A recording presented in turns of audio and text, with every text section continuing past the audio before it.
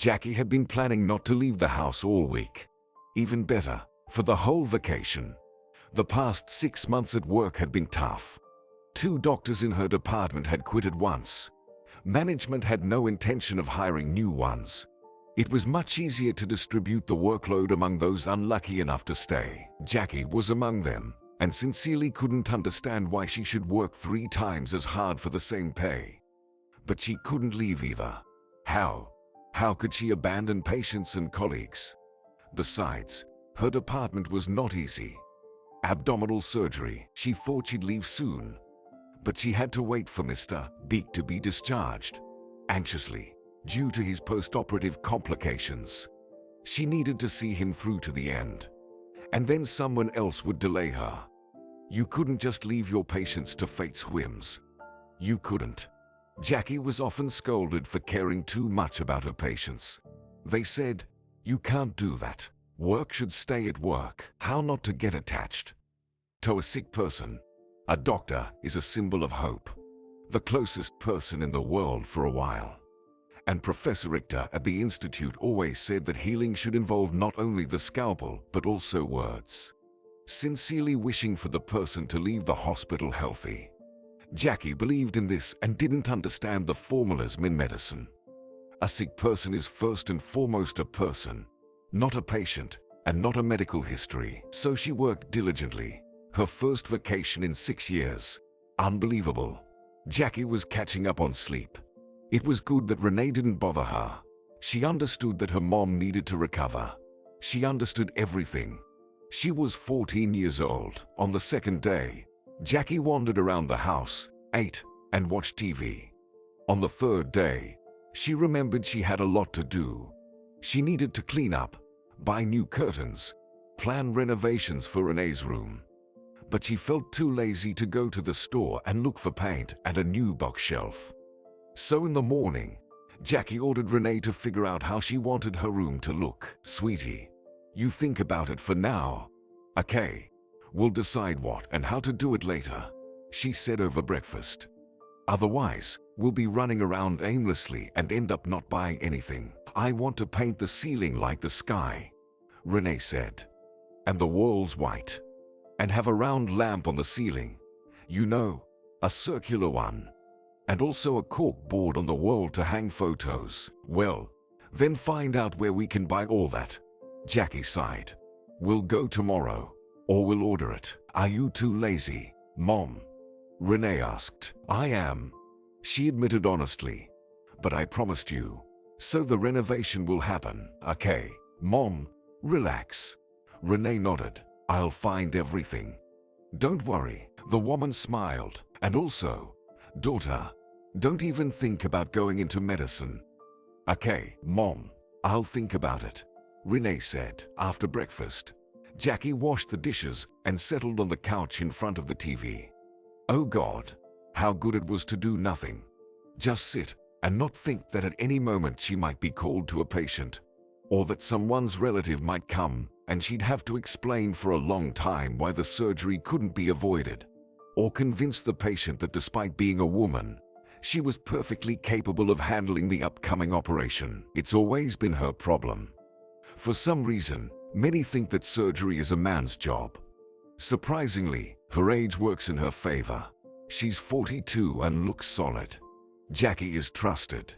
But there was a time when she was driven mad by those incredulous looks, by the worry in people's eyes, as if saying, "Who entrusted you with a scalpel, girl? Can I have a male surgeon instead?" She even cried sometimes. They told her that a female surgeon isn't a doctor, and there's no way for her to thrive here. "Go into calm therapy," everyone said. But Jackie couldn't see any other path. It's a dynasty, after all. Her grandfather was a surgeon, and so was her father. Since childhood, she loved to study surgical manuals and imagine herself in a white coat, with a scalpel in her hand. However, her father was against it too. He thought she wouldn't cope. To avoid disappointing her father, Jackie strived to become the best. And she did. Though she still sometimes faces disbelief. But at least now, she's only criticized for being a woman. Jackie couldn't resist and dialed the head nurse's number. "Rose, how are things there?" "Everything's fine here. Your Mr. Brown is stable. Phil says his tests are good. Mrs. Siemens is scheduled for surgery tomorrow. Prepare some blood." I didn't like his coagulogram, the woman sighed. "And also, okay, Jackie, rest." Rose interrupted. "We'll wait for you in the department in 2 weeks. And until then, I won't say another word about work." Jackie hung up. Rose was right. She's good. She's 7 years older than Jackie. Such nurses are worth their weight in gold. They know and see more than doctors with extensive experience sometimes. When young Dr. Jackie first arrived in the department, it was Rose who helped her settle in and comforted her when she cried once again in the residence room because they didn't trust her with surgeries, when patients refused her altogether, because she was young, because she was a woman, because she had little experience. The phone rang. Jackie saw the name on the display. Haley, her close friend. They studied together at the institute. Only Haley chose cosmetology and succeeded greatly. She now has her own clinic, earns money, looks like a doll. No one believes she's 40. Everyone thinks she's no more than 30. Jackie marveled at how they managed to maintain their friendship. After all, both of them had almost no free time. Thank God for phones. "Hi, Jackie. So, are you finally released?" "I am." Jackie smiled. "I slept for 24 hours. Can you imagine?" Renee got scared. Checked if I was breathing at all. "But you worked for 2 days before that." Her friend laughed. "Jackie, maybe you'll come work with us after all. You'll retrain calmly with us." There was a significant pause. Haley has been inviting her to join her for a long time now. The salary would be higher, and she'd have more free time. But Jackie wasn't drawn to cosmetology. She loved her job. With all its drawbacks, nerves, sleepless nights, she loved the joy of pulling a patient back from the brink, bringing back someone who was almost in the grave. Yes, she worked, to the detriment of her own daughter, who had to prepare her own lunches and dinners. But Jackie saved lives. Will that be the case in a cosmetology clinic? Of course not. "I won't go," Jackie replied. "It's boring there." "Is it fun for you?" Haley snorted in offense. "I'm not rushing you. I'll wait as long as it takes." "Jackie, what are your plans for the vacation?" "Well, we'll be doing renovations in Renee's room," Jackie replied. "We'll do it ourselves. There's not much money. I've been saving up, but my boot store and Renee's jacket and phone broke. And if you worked with me, your salary would be higher, and you'd have enough money," Haley said.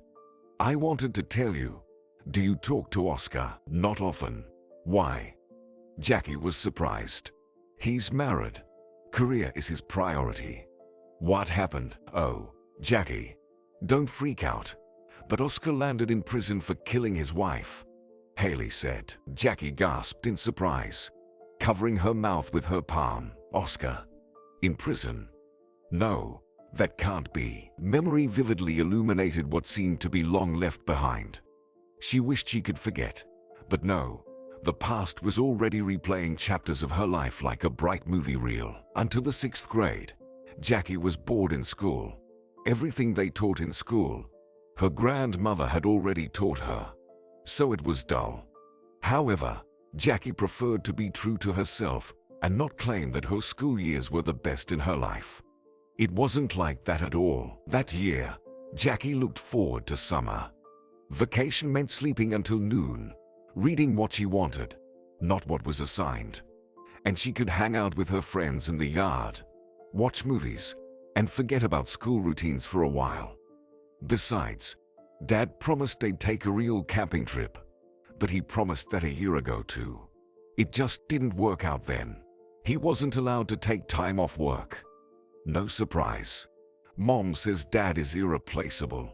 He's one of the best surgeons in town. Jackie was proud of her dad. If only he had more time.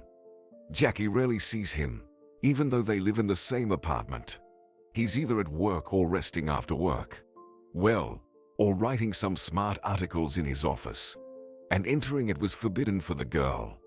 Although Jackie still went, sat in the chair with a book, and watched her dad's serious face, his hands flying over the typewriter keys. In those moments, for some reason, she wanted to cry with pride. Her dad is a doctor. He saves lives. One day, Jackie will be just like him. But first, she has to finish school and go to college. On the last day before vacation, Mrs. Thompson, the teacher, announced that before resting, they would have to work a little. We'll have a general cleaning in the classroom. She said, "That's child labor." Peter, the class bully, shouted from the back, "It's illegal, by the way, and is sticking gum to the desk legal?" Mrs. Thompson asked, "Is writing all sorts of things on the desk legal?" "I won't go," whispered Jackie's desk mate, Tessa. "I didn't scribble or draw anything, but I have to." Jackie sighed. "Dad says it's necessary. If I don't go, he'll make a scene." "Yeah, you'll go alone, like last time," Tessa said.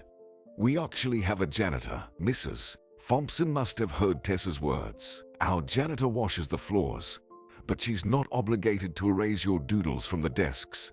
So I'll see all of you in the classroom the day after tomorrow. If anyone doesn't come, there will be problems next year, like extra classroom duties, for example. Now, you can go." Everyone started to gather, murmuring discontentedly. "I definitely won't go." Tessa frowned. "Mom will say we're going to the sea. Tickets are for tomorrow." "Why shouldn't I go to the sea?" "Are you really going?" Jackie asked. "I am. But in a week." Tessa winked at her friend. "And I won't go either." Peter jumped in next to Jackie. "And you, Jackie, will probably go. You are conformist." Oscar, who appeared out of nowhere, suggested. "You're the conformist." Jackie clenched her fists. "If you're so smart, go straight to college." Jackie genuinely disliked Oscar. He was transferred to the class in the middle of the school year. It turned out that his father was in the military, so the family often moved. There was something special about this boy. He didn't bully others, didn't misbehave, always had neat hair and clean clothes. Instead of a backpack, he carried a folder. Outwardly, Oscar was very reserved, and nobody ever picked on him. Oscar did well in school, which immediately made Jackie, accustomed to being the best, feel like she had competition. His ears were particularly annoying to her, terribly unpleasant, pink, and sticking out like an elephant's. "It won't work out," sighed Oscar. "Those are the rules. First, school, and then university." Jackie lifted her backpack from the chair. "Too bad. It wouldn't hurt to have you gone." "You're so mean." Oscar shrugged. "Okay, I won't bother you anymore." And he quickly worked to the exit. Jackie watched her classmate leave with a disdainful look. "Know-it-all," she muttered. "Tessa, why does he think so highly of himself?" "Well, he's just smart," Tessa said. Oscar truly was smart, and he knew it well. Perhaps that's what irritated Jackie about him. Although at 12 years old, she didn't fully understand it yet. To her, it was important to be the best, for the sake of her father, who dreamed of her going to medical school and becoming a doctor. There was, of course, also Tessa, also an excellent student, but she struggled with math. Jackie had to help her with tests and homework. Tessa still got excellent grades, but Jackie knew that she surpassed her in something, and that was enough for her. No, she loved Tessa and would never admit to herself that she was happy when her friend didn't understand how to solve another equation. But still, Oscar was better than her at everything. He read a lot, answered questions in class, competed in Olympiad, and won prizes. Jackie couldn't stand feeling second best. Maybe her dad was right. Were boys really inherently smarter than girls? After a short work after school, Jackie returned home. Her mom was preparing lunch, and her dad was on shift. The girl decided to read a bit in her room. She changed clothes and settled on the couch with a book. However, she couldn't focus on reading. Strange thoughts crept into her mind.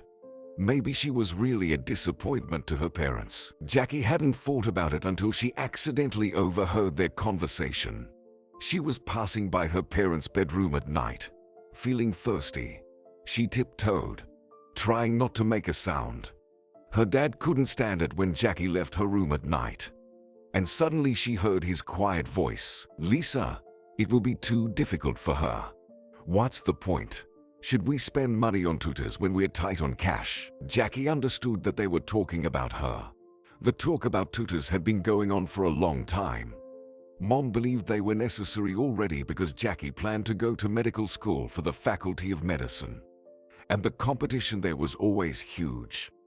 Dad thought it was too early to think about it. Plus, he had some money problems. Jackie wasn't involved in these problems, but she felt that her mom had started saving on food. "Why?" Mom asked. "What's wrong with her? Girls go to medical school and become doctors. She won't become a surgeon. It's not a woman's job." Dad objected. "At most, she'll become a therapist or a dermatologist. Is it worth hiring tutors for that? If she doesn't get in, she'll go somewhere else, maybe into teaching." "Chris, you're too categorical," Mom said softly. "I'm sorry I couldn't give birth to a son. What could I have done?" "Yeah, I know. Don't be upset," Dad said. They both stayed silent for a while. Jackie was afraid to breathe and stood still. Finally, Dad continued, "You forgive me too. You know, I dreamed of continuing the dynasty in our children. But we didn't have any female doctors in our family. And Jackie, well, she's trying, of course. At her age, I was already reading serious manuals and discussing them with my father. But she's still a girl. No, I love her. You know I'll do anything for her. But I'm against medicine. Let her choose something calmer." "But she dreams of becoming a surgeon. Like you. And you know that." Mom objected. "There are no female surgeons," he said. "And if there are, they're usually someone's protégés. They won't trust her with anything more serious than an appendectomy. So the question of tutors is closed." Lisa. Jackie never made it to the kitchen that night. She returned to her room and cried the whole night, burying her face into the pillow. And then she started spending even more time with her textbooks. She would borrow her father's books from his library, reading at first without understanding much. But with time, she began to grasp surgical procedures, types of inflammations, and other medical matters. Her father watched her with pleasure, but she could see doubt in his eyes. There was no pride, no joy in her achievements, just a question. Will you manage? Will you overcome? After all, you're just a girl, not a son who would continue the dynasty. And now there was Oscar on top of it. Her father would surely be proud of such a son. But was it Jackie's fault that she was born a girl? She didn't choose her gender before birth. It just happened. But it didn't matter. She would prove to her father what she was capable of, and he would surely be proud of her. On the day of the general cleanup, Jackie couldn't help but go to school.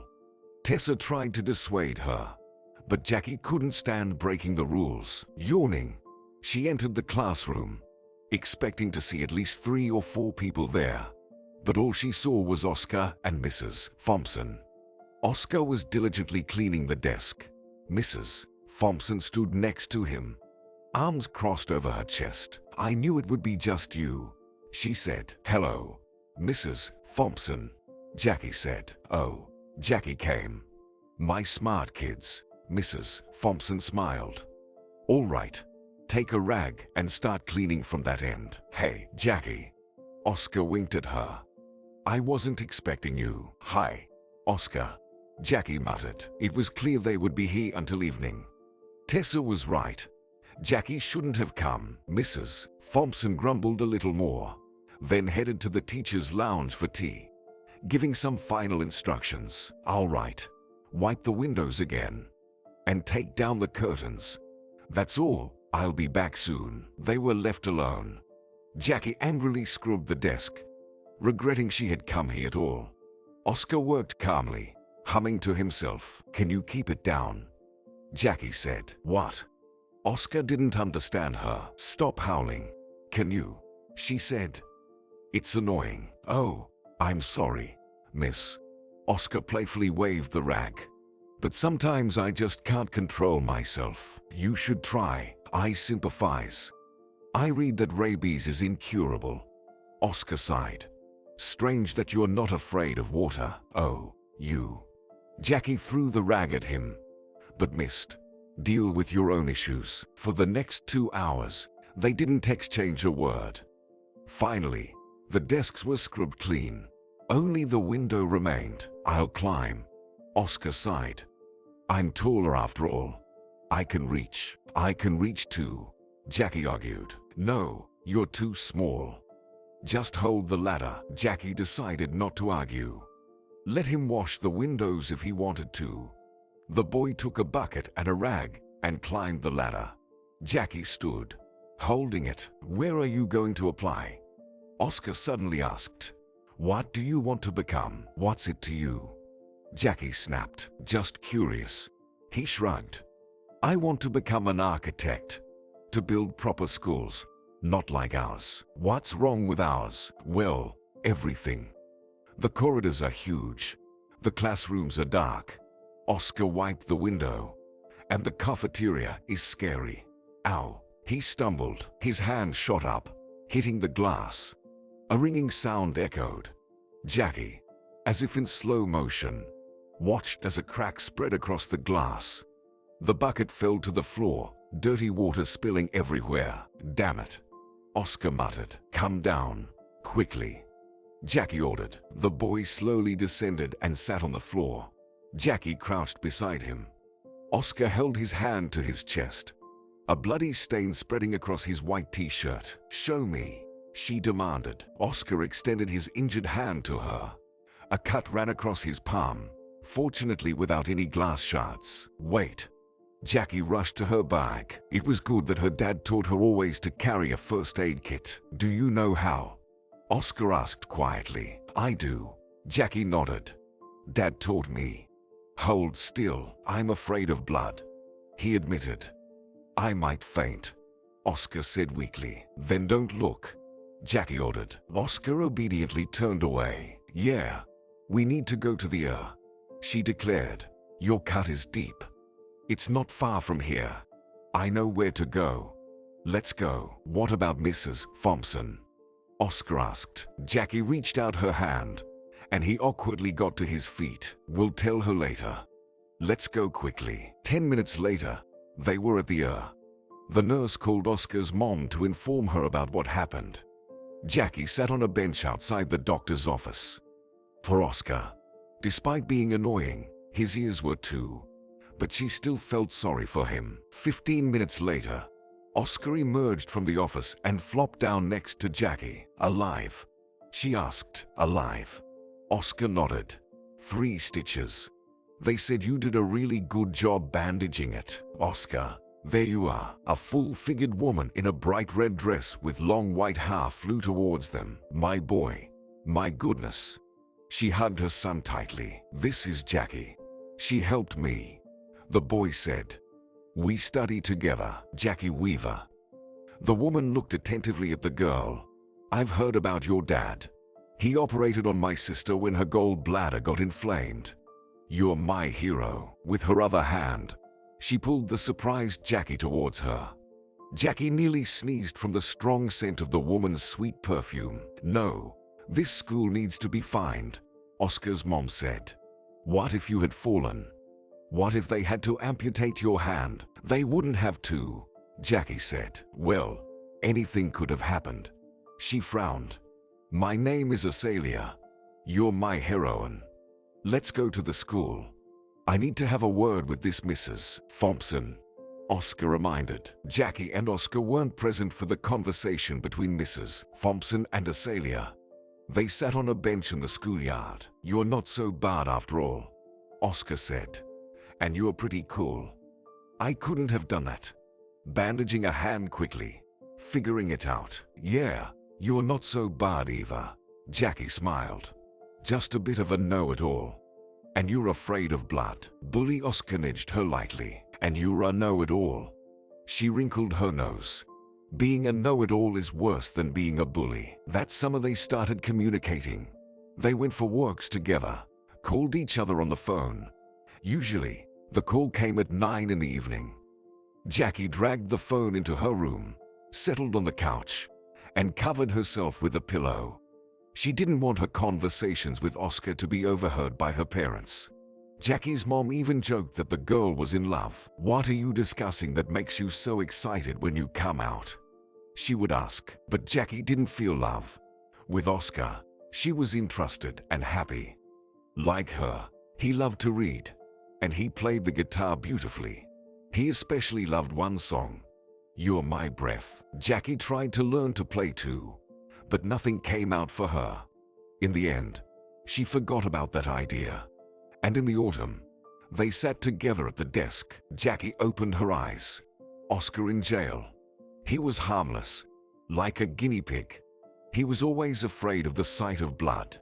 She didn't even tell him about her work when they met. No, he didn't ask her to stop talking. But she noticed that Oscar would turn pale just from hearing about surgeries. He couldn't be a killer. But whatever Haley said, Jackie didn't believe that Oscar could kill anyone, especially his own wife. The woman knew nothing about their relationship. They rarely talked about personal matters, as if deliberately avoiding those topics. Of course, Jackie knew about Oscar's wife, knew her name and place of work, Zoe, the owner of a chain of Indian spice and souvenir shops. Jackie even went to one of her stores and bought excellent turmeric there. Oscar couldn't have killed her. He just couldn't. "Mom, what's wrong?" Renee peeked into the living room. "Did something happen? Did they call from work?" "No, dear." Jackie shook her head. "Oscar has problems. Haley, my friend, called." "It's okay. No problem is insolvable," Renee said. "You always say that, don't you? And I also tell you that you can't trust authorities, even mothers. Because I can also be wrong, Renee. Go to your room. I'll calm down now," Jackie said, not believing in herself at all. "And I'll make you tea," Renee decided. With chamomile, she went to the kitchen, leaving Jackie alone. Jackie looked at her reflection in the mirror of the old wardrobe. Strange. She didn't even get this nervous before the most complex surgeries. And now, her hands were trembling. Tears were welling up, and goosebumps ran down her spine. Lord, she took the news of Max leaving her, Renee's father, easier than this. The doorbell rang. Jackie rushed to the hallway. It was Haley. She looked great as always. A business-like blue suit, a white shirt, hair styled in a high stylish bun. Her eyes were amazing, smoky. Jackie felt like a beggar next to a princess. She had a nest on her head, was dressed in stretched-out sweatpants and a knee-length t-shirt. "What's up?" Haley was surprised. "Don't you ever groom yourself?" "I'm on vacation, actually." Jackie frowned. "I have the right." "Ha, sure." Haley nodded, kicking off her heels. "Prepare some sedatives. There's a story." "I thought you knew something." "No," said Jackie. "We haven't talked for 3 months. Then he went on a business trip and didn't call again." "Mom, the tea is ready." "Hi, Haley," Renee said. "Hi, Renee. Make me tea too, please," she asked. "Jackie, you should have married him after all. Then nothing like this would have happened." "Who?" Jackie asked with a tense voice. "Well, you're Oscar," said Haley. "You're a couple. I understood that as soon as you introduced me to him. Actually, he's just a friend, nothing more." Jackie's relationship with Oscar had become a tradition. She got used to having someone in her life who was a beacon. It was a kind of salvation in everyday failures and emotional disappointments. "Come on in. Tell me already. Don't keep me waiting," said Jackie. 5 minutes later, the women were sitting in the small kitchen.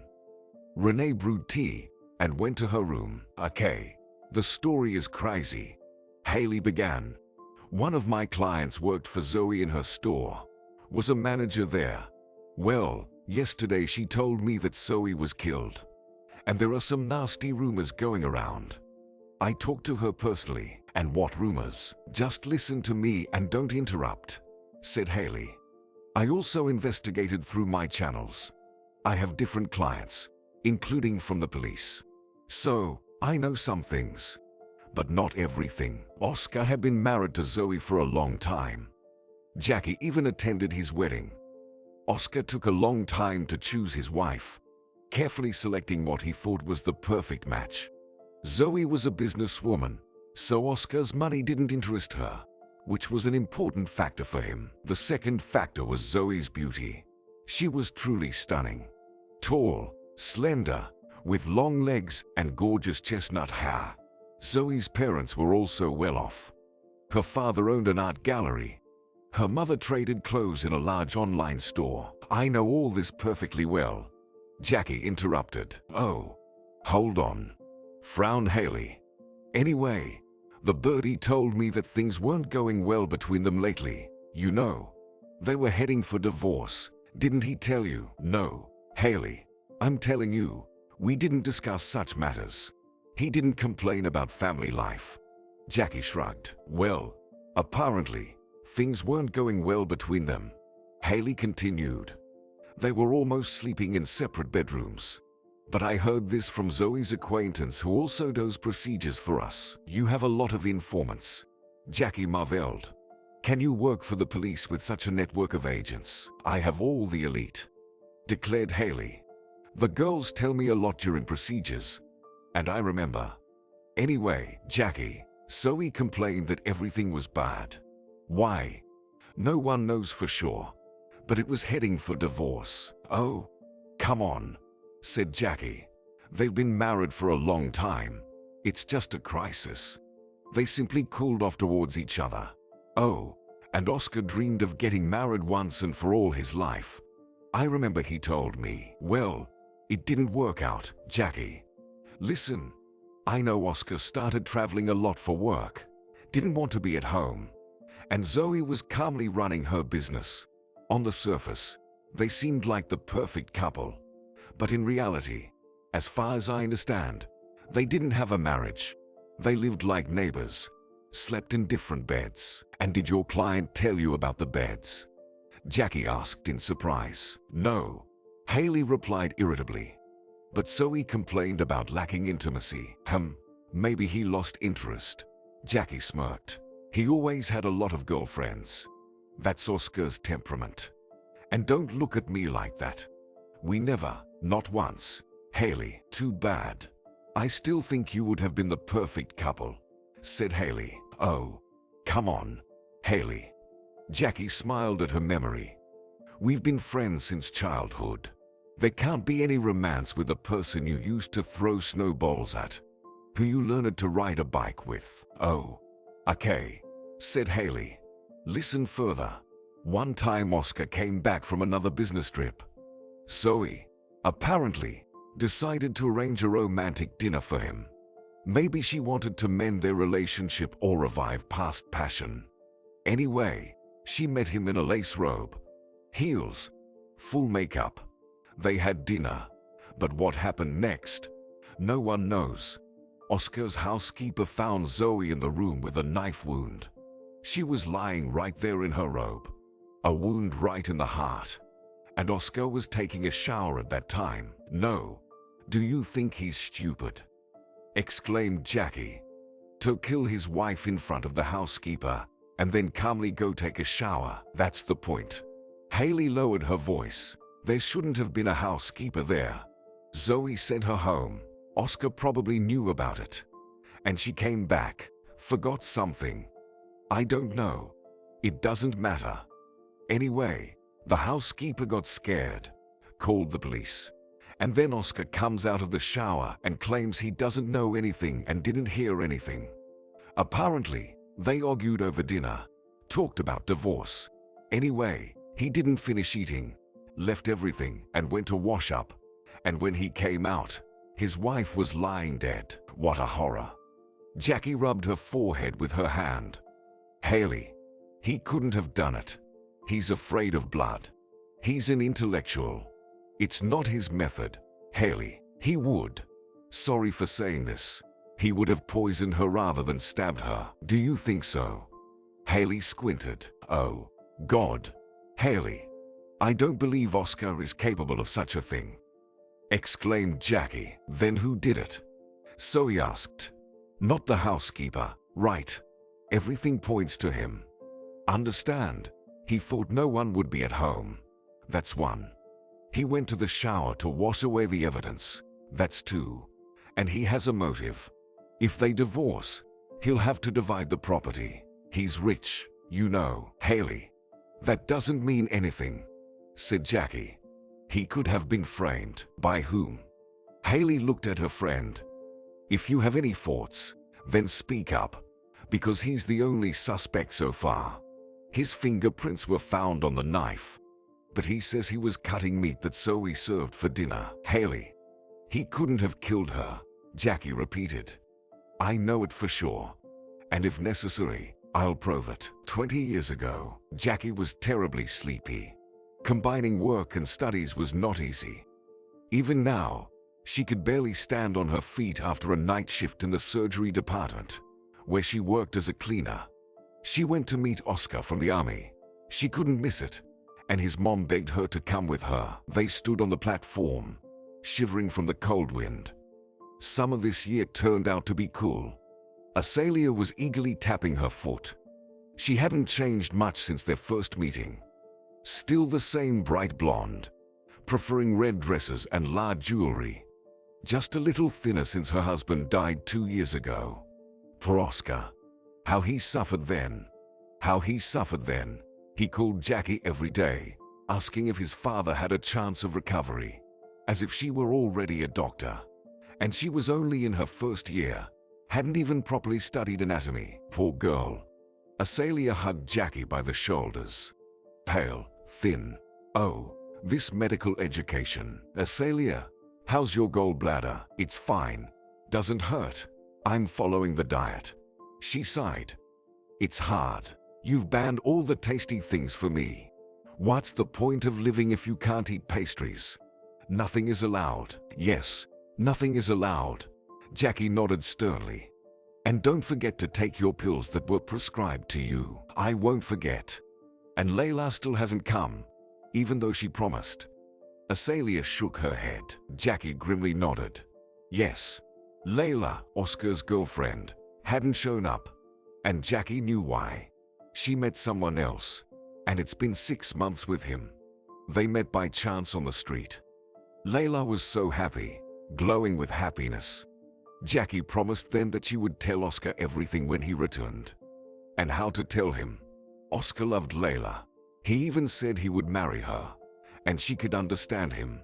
Layla was a beautiful girl, and Oscar always loved beautiful women. Oh, it seems like it was just recently he ran to his first date with Layla. And it's been over 1.5 years already. Jackie will always remember how he prepared for that date. They met in the park, as usual. They had a tradition of going to the city park on Saturdays. That day they met at the park entrance. Hey, hope of architecture.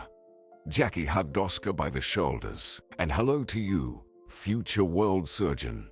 He kissed her on the forehead. Listen, I've decided. You asked Layla out on a date. Jackie admired. Good for you. I told you, you just have to muster the courage. Let's go. I'll treat you to ice cream. Do you want some ice cream? He asked. I want. I'm terribly hungry. 4 classes today. Jackie sighed. Tell me, why do I need philosophy? Why? For general development. Oscar led her to the ice cream stand. Strawberry. Jackie nodded. Hello. Strawberry and chocolate, please. And Oscar handed the seller a bill. Anyway, we're going to a cafe with her. And she also wants to go to a party. You know, I think it's serious between us. Yes, going to a cafe and a party is very serious. Jackie took the ice cream. I think after that you can safely propose to her. Bully. Oscar joked. But I still love you. They strolled slowly along the alley. Jackie enjoyed her ice cream and thought about the upcoming philosophy exam. Oscar was pensive and quiet. Finally, Jackie decided to break the silence. Oscar, why are you like this? Me? The guy stirred. I'm just worried. Jackie, please don't laugh. Okay, I'll laugh. She promised. Go ahead. Tell me. He stopped. Jackie, I've never kissed anyone in my life. Oh, come on. She looked at him in amazement. What about Katie? What about Bella? That wasn't like that. But with Layla, I want to try. But I don't know how. He shrugged. And what should I do? And you want me to give you a master class? She laughed. Oscar's face remained serious. Jackie was taken aback. Are you serious? Well, you talked about Nelson. Well, yes, we kissed. Oscar, are you acting like a child? You'll figure it out. I won't. He lowered his gaze. Can you at least explain it in theory? Jackie, please, said Oscar. Jackie was lost in thought. She had lied about kissing Nelson. Their walks didn't lead to anything further. And when Nelson tried to get under her skirt on their third date, she slapped him and ran home. But she never told Oscar about it. Well, listen, she said, keep your hands to yourself. And don't rush. You have to be careful. She lectured him for 5 minutes on kissing. Jackie's knowledge was purely theoretical, gleaned from a few romance novels she borrowed from her mother. Oscar listened attentively. They sat down on a bench. Jackie, are we friends? Unexpectedly asked Oscar. Well, of course, we're friends. She nodded. Best friends. He squinted. What do you want? The girl frowned. Just say it straight. Can I try? Oscar blushed. I mean, with you. You don't mind, do you? I even bought gum so my breath wouldn't smell. You prepared. Jackie was surprised. So you went ahead to practice on me. Oh, wait. Will you come to me for practice before your wedding night too? Jackie, what are you saying? Oscar was scared. No, I'll figure it out myself there. I just don't want to embarrass myself. Jackie, we've known each other for 100 years. Remember when we slept together in a tent? Cuddled. It was cold then, Jackie said. And we were only 13. We were so little. Jackie, I really don't like you like that. Oscar started justifying. I mean, not romantically. When I think about you dissecting those guts in school, I feel sick. Thanks, Oscar. The girl replied. Actually, that's going to be my future job. Digging into guts. I'm not talking about that, he said. I mean, I don't have romantic feelings for you. You're my friend. Understand? And as a friend, I'm asking you to let me kiss you. Just quickly. Once. Then you'll tell me what went wrong. Give me your gum. Jackie held out her hand. And take one yourself. They kissed then. It was Jackie's first kiss ever. She didn't understand her feelings. Was she trembling from excitement? Or did she really like it? And why were his lips so tasty? Was it because of the chocolate ice cream? Or the scent of mint? For some reason, his hand ended up on her back. And she felt the warmth of his palm through her t-shirt. And suddenly her head was spinning. But it was a pleasant dizziness. And she didn't want it to end. Oscar backed away. His eyes were just a couple of centimeters from hers. His gaze was strange, wild, unfamiliar. And he was breathing heavily. For a few moments, the young people looked at each other. Well, how was it? He hoarsely asked. Oh, something. With my voice, Oscar cleared his throat and punched himself in the chest. Okay, Jackie replied in the same hoarse tone. I liked it. I mean, Layla will like it. Probably. Okay. He nodded. Want to go on the Ferris wheel? I do. Jackie jumped up. She felt terribly awkward. And why did she agree? Let's go. Oscar stood up, stumbled, and fell. Jackie screamed and squatted next to him. What's wrong? Did you hurt yourself? No. I'm fine. He sat down and rubbed his knee. There's some kind of stone here. Jackie looked around. There was no stone. Let's go ride, and then home, she said. I need to prepare for tomorrow's classes. She couldn't forget their kiss. Strange, awkward, friendly. Her first kiss. It was supposed to be so different. It was supposed to be a boy who would love her, not just as a friend, and whom she would love. And Jackie spent her first kiss on some big-eared Oscar. Apparently, the lesson wasn't in vain. Oscar dated Layla for 6 months, then went into the army. And now it's not Layla, but Jackie meeting him at the platform with a bouquet of silly cheap flowers. I wonder if he told his mom about us kissing. Doubtful. Jackie, do you have money? A sailor asked. I'll give you some if needed. I have everything. Jackie smiled. Dad's in a private clinic now. They don't pay much yet, but they promised to raise his salary. And Mom's feeling better. Jackie didn't want to talk about her mother. She had been treated for a year, suffering from headaches, and no one could find the cause. Her father was working himself to exhaustion to afford endless tests. The train in which Oscar was traveling was about to arrive at the platform. Azalea blushed, her eyes shining. Jackie caught herself feeling nervous too. After all, she missed Oscar. For 2 years, she had been walking in the park alone. At first, she even cried. She missed him terribly. Jackie never thought she would miss him so much. But then she got used to it, and Haley kept saying, think about it. Maybe he's your destiny. You're waiting for his letters and writing to him yourself. Write to him that you miss him. But Jackie didn't even think about writing that. If she said she missed him and even mentioned their kiss in the park, he'd still turn it into a joke, as they usually did. And Jackie would feel terribly foolish. They're just friends and will never be anything more. And Jackie's not his type. He likes tall, slim girls with model looks. Oscar was very tall. Jackie felt like a dwarf next to him. No long legs, no ample chest. She always talks about her surgeries and patients, and he's not interested in that. And she couldn't care less about his architecture. The train stopped. Jackie felt like her heart wasn't beating. She saw him getting off the train. He had gotten even thinner, just as tall as before. He noticed Jackie and his mom, smiled. Azalea rushed to her son and burst into tears, hugging him tightly.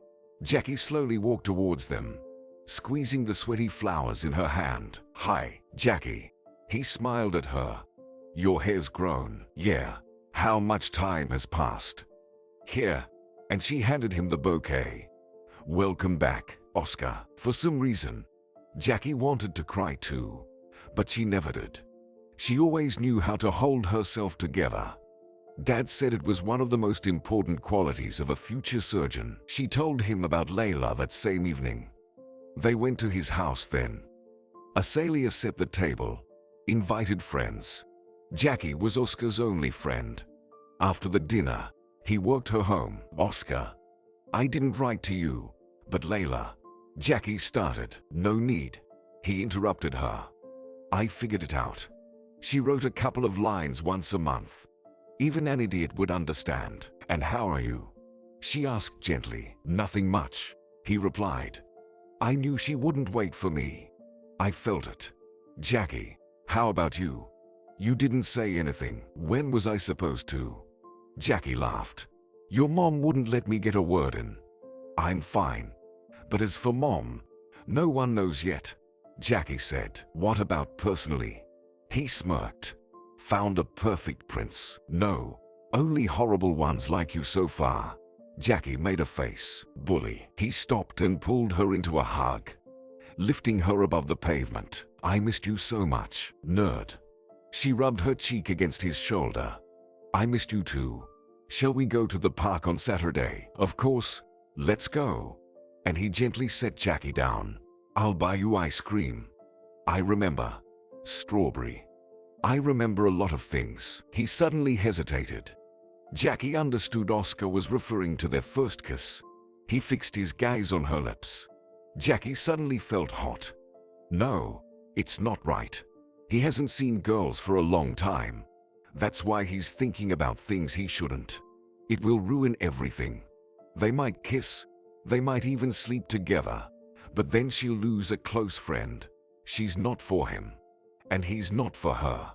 And she can't risk everything they have just because he missed female warmth. But she wanted to kiss him so badly. And then what?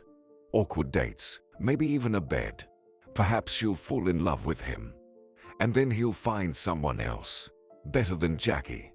And that will break her heart. Suddenly, he softly began to sing, "You're my breath, oh, my bus," exclaimed Jackie. Oscar shook his head, as if coming out of a trance, and shifted his gaze from her lips to her eyes. "Well, bye, Jackie. See you Saturday. Our days, Haley. It's definitely not him." Jackie groaned. "We need to do something. He has money for a lawyer, after all." "Yes, he does, but I'm afraid it won't help." Haley lowered her gaze. "Jackie, everyone is against him. There's a motive. There are fingerprints. And a witness too. So, I need to talk to him." Jackie rubbed her temples. "But how? How will you talk to him?" Haley shook her head. "You're nobody to him." "Nobody," Jackie repeated. And Haley was right.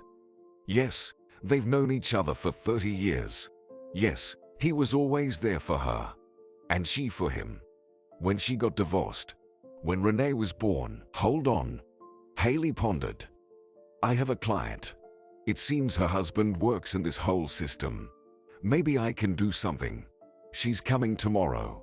By the way, I'll talk to her. Will she help?" Jackie asked hopefully. "For a free procedure done by me personally. They might reveal state secrets to me," Haley stated. "And I'll offer her something. She wanted to fix her nose, so I'll ask for a favor in return." "Haley, thank you." Jackie clasped her hands in a prayer gesture. "Oh, stop it." Haley waved her hand. "It's no trouble for me. And I'll try to contact his lawyer. And you think? Do you know anyone from his circle? Maybe you can get more information." "I don't know anyone," Jackie thought. "I've seen his wife like 10 times in my whole life. She didn't want to meet me. Oscar said she's a bit jealous." "Goodness, jealous of me? What nonsense. A plain divorcee with a child. After Azalea's death, you were the closest person to him. Don't forget that," Haley said. "We didn't speak for a year after his wedding." Jackie shrugged. "So he didn't want us to meet. Then it all started again. What does it matter now? Okay, I know 2 of his colleagues, deputy and secretary. I talked to them at his birthday party, but I doubt they know anything. Try to meet them." "Talk," Haley suggested. "It won't hurt. Everything could be important now. Any information." "Jackie, are you absolutely sure it's not him?" 100%. "I'll talk to his colleagues," Jackie calmly replied. "And you, Haley, please find out if I can meet him or at least call him." "Goodness, he's all alone there," Jackie almost cried. "Poor Oscar. He doesn't deserve this. Sitting there in prison, thinking about what's next." "Well, Jackie, I have to run." Haley got up from her chair. "Some matters to settle at work. I'm telling you, my deputy can't handle it. Come work with us." "Jackie, no. As long as I can operate, I'll operate." Jackie smiled. "And then, maybe, well, at least come for Botox then," said Haley. "I'll do it for free if you want." "No, I don't want Botox. Maybe later, when something is resolved with Oscar." "Okay, I'm off." Haley kissed Jackie on the cheek. "I'll close the door myself. I'll keep you posted, friend." When the front door closed behind Haley, Jackie let the tears flow. Lord, what is this? Why did it have to happen to Oscar? He's such a good person. Probably the closest person to her in the world. Except for Renee, of course. Could he really go to prison for his wife's murder? "Mom, sorry. I overheard something." Renee peeked into the kitchen. "Uncle Oscar will go to jail." "Right, don't say that." Jackie sniffled. "He won't. He didn't do it. Maybe the maid killed his wife. Renee sat down on a chair. Could that be? Mom, hold on. Daughter, did you hear something? Or were you eavesdropping under the door? The woman frowned. Well, I put your stethoscope against the wall, Renee admitted. Mom, but I'm worried about Uncle Oscar too. Jackie wanted to scold her daughter but couldn't. Perhaps she would have acted the same in her place. Mom, we need to conduct our own investigation, Renee declared. I saw in the movies that's how they find the real killer, and then they go to the police with evidence. And Uncle Oscar will be released. Oh, honey, easier said than done. Jackie propped her chin on her hands. I'm a doctor, not an investigator. And if they've decided to put Oscar away, there's nothing we can do. Well, someone told me that you have to fight to the end, Renee said. That's in the context of medicine. Until the last breath. The woman argued. Mom, I think in any situation you have to fight to the end. Renee looked thoughtfully out the window. Mom, I know who bought me the phone back then. I guessed right away it wasn't Dad. I just didn't tell you. Jackie was stunned. How did you figure it out? Well, I just did. Renee winked. So, we need to do something. We have to fight, Mom. To the end. 5 years ago, there were only 2 days left until Christmas. Jackie always loved Christmas, especially when she had her daughter Renee. She wanted it to be special for Renee. Presents a decorated Christmas tree. Works through the city adorned with garlands. And this year she bought the biggest, most luxurious Christmas tree. She had a hard time dragging it home. She couldn't count on Max, her ex-husband. He was busy with his own affairs. She bought Renee a gift, a Barbie doll with strange multicolored hair. Jackie planned to take a walk with Renee first, then sit down for a festive meal, and in the morning go skating. That's where she was going to give her second gift to her daughter. Ice skates. Renee had been crazy about figure skating for the past year, so let her learn. Of course, the gifts were expensive. There was hardly any money left. But Jackie believed that her greatest gift as a mother was creating good childhood memories. When Renee grew up, she would remember, in difficult moments, how they skated together, ate ice cream in the park, or just sat on the couch hugging and listening to the sound of rain. Jackie couldn't give Renee a complete family. Let her have at least that. But Max managed to ruin the holiday. It all started a month ago. After the divorce, Max still visited their daughter. He'd come for an hour, chat with Renee, promise her all sorts of things, and then rush off to his new life with his new woman. In November, he came to visit his beloved daughter again, and Jackie accidentally overheard their conversation. Sweetheart, what's this you have? Her father asked Renee. A phone, the girl replied. Mom bought it last year. Oh, it's already got a cracked screen, and it's an old model. The man sighed. Do you want a new phone? I do, Renee said hopefully. But Mom doesn't have any money. But you have me, Max declared. For Christmas, I'll buy you a new phone. The best one, so that everyone at school will be jealous. Jackie almost hit herself in the forehead with her palm. Lord, what was he saying? When had he ever given Renee anything worth more than $100? Child support. Yes, he paid child support, but it was peanuts. Jackie knew for sure he was making good money, but she saw no point in dealing with her ex-husband and demanding more for their daughter. Although she had tried to talk to him about it once. Max, Renee needs school books. I checked how much they cost. It's outrageous. And, by the way, it's time to buy a new jacket, Jackie said. Maybe you could chip in some money. I pay the child support. The man's face wrinkled. What more do you want from me? I know how much you make, the woman replied. And Renee is still your daughter too. Jackie, I pay what I'm supposed to. By the way, Megan is pregnant. She needs vitamins, tests. It all costs money. Jackie didn't want to hear about Megan, Max's new flame. She was the one he left Jackie for. leaving Jackie with 3-year-old Renee. Jackie didn't dwell on the financial topic anymore. Let him live as he wants. She could raise her daughter on her own. But why did he promise her a phone? He has Megan.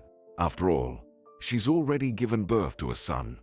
Max is always complaining that there's not enough money, that the child is always sick, that Megan isn't breastfeeding him and they have to spend on formula. And suddenly such a generous gift. In the evening, after Renee had gone to bed, Jackie decided to call her ex-husband. "Why did you promise her a phone, huh?" the woman asked. "Can't I promise to buy our daughter a phone?" He challenged. "You can only promise," she said wearily. "Our daughter will wait. And if you don't buy it, then what am I supposed to do?" "I'll buy it," the man grumbled. "We'll get a good Christmas bonus. Renee will have a decent phone, not the junk you bought her. If you, Max, don't buy this damned phone for her, I don't know what I'll do with you." Jackie hoped her ex-husband would keep his word. Renee hadn't forgotten about his promise and asked every day, "Will Dad buy the phone? And if he does, which one? I want an iPhone," she dreamed. Jackie just nodded and smiled. Psychologists say you shouldn't turn a child against their father, even if you're divorced. Otherwise, the girl develops a wrong idea about men and won't be able to trust anyone. And then, 3 days before Christmas, the woman decided to call Max. "Hello," she said calmly. "Do you remember what you promised our daughter?" "What did I promise?" The man was surprised. "I'll remind you. You promised to give her a phone," Jackie said. "She's waiting. She reminds me 10 times a day." "Oh, Jackie, here's the thing. The bonus was half of what I expected. My son got sick. Expensive medicines are needed. And Megan asked for a laptop as a gift. Basically, all the money went to that. So I'm broke. Sorry." "So, what should I do?" "Renee is waiting." "What should I tell her? That Dad spent all the money on his new son?" Well, you're the mother. Figure out what to say." "I'll buy her the phone later, in the spring," the man said. "You jerk," Jackie hissed and hung up. And here she sits in the kitchen, crying, dropping her head on the table. It's good that Renee went for a walk with her grandmother and didn't see her tantrum. Maybe she'll still be able to take out a loan or borrow money from Haley, for example. But it's so awkward for her to ask. The phone rang. Jackie thought it was her ex-husband. Maybe he changed his mind and will now say he'll buy their daughter the phone after all. But it was Oscar. Imagine that. They hadn't spoken for 2 months. He had a lot of work. And there was also a new girl he was in love with. The woman wiped her eyes and picked up the phone. "Hi, Jackie. Sorry for disappearing," Oscar said. "I wanted to ask, what are your plans for Christmas? Maybe you and Renee could come to me for New Year's." "Maybe." Jackie tried to convey calmness in her voice. "We wanted to go skating." "Oh, great. Can I join you?" Oscar asked. "But what about your girlfriend? Won't she object?" Jackie was surprised. "Well, we broke up." The man sighed. "Our characters didn't match, so I'm free." "And how about your ex?" And Jackie couldn't hold back. She burst into tears right into the phone. "Jackie, what's wrong?" Oscar was alarmed. "What has he done now?" "Jackie, don't be silent." "Nothing. Really. He just promised Renee a phone as a gift and then changed his mind." "Oscar, maybe you could lend me some money. I'll pay you back." "What a jerk," the man said quietly. "Jackie, I'll give you money. I'll give you however much you need. Just don't cry. Okay." "Good Lord. How did you even get involved with him?" The woman said goodbye to Oscar and placed the phone on the table in front of her. "You remember him, and he's right there. Amazing. Even on the day Renee was born, Oscar was there. Who would have thought? Yet, she and Max had such love, and he left her all alone back then." Though Jackie was not alone. Thanks to Oscar, Jackie met her now ex-husband immediately after finishing university. During her studies, she had no free time at all. There was no time for dates. Starting to work, Jackie suddenly realized that she had a lot of free time. She could read books, watch movies, even go for walks. She met Max at the birthday party of her former classmate Diana. They gathered in a small one-room apartment, drank wine, and someone brought a guitar. Perhaps it was because of that cursed guitar that it all began. He played wonderfully, and he sang well too. He had a deep, velvety voice, and he was good-looking too. Dark-haired, brown-eyed, with a piercing gaze. Max sang one song after another. He even sang Oscar's favorite song, "You're My Breath." It was time for cake. Jackie and Diana went to the kitchen. Diana closed the door and smiled. "Listen, Max can't take his eyes off you," Diana said. Jackie blushed. "Oh, come on. Where did you get that idea from? He looks at you when he sings. You know, Jackie. And well, you're a single girl here. You're interesting. And everyone else came with partners.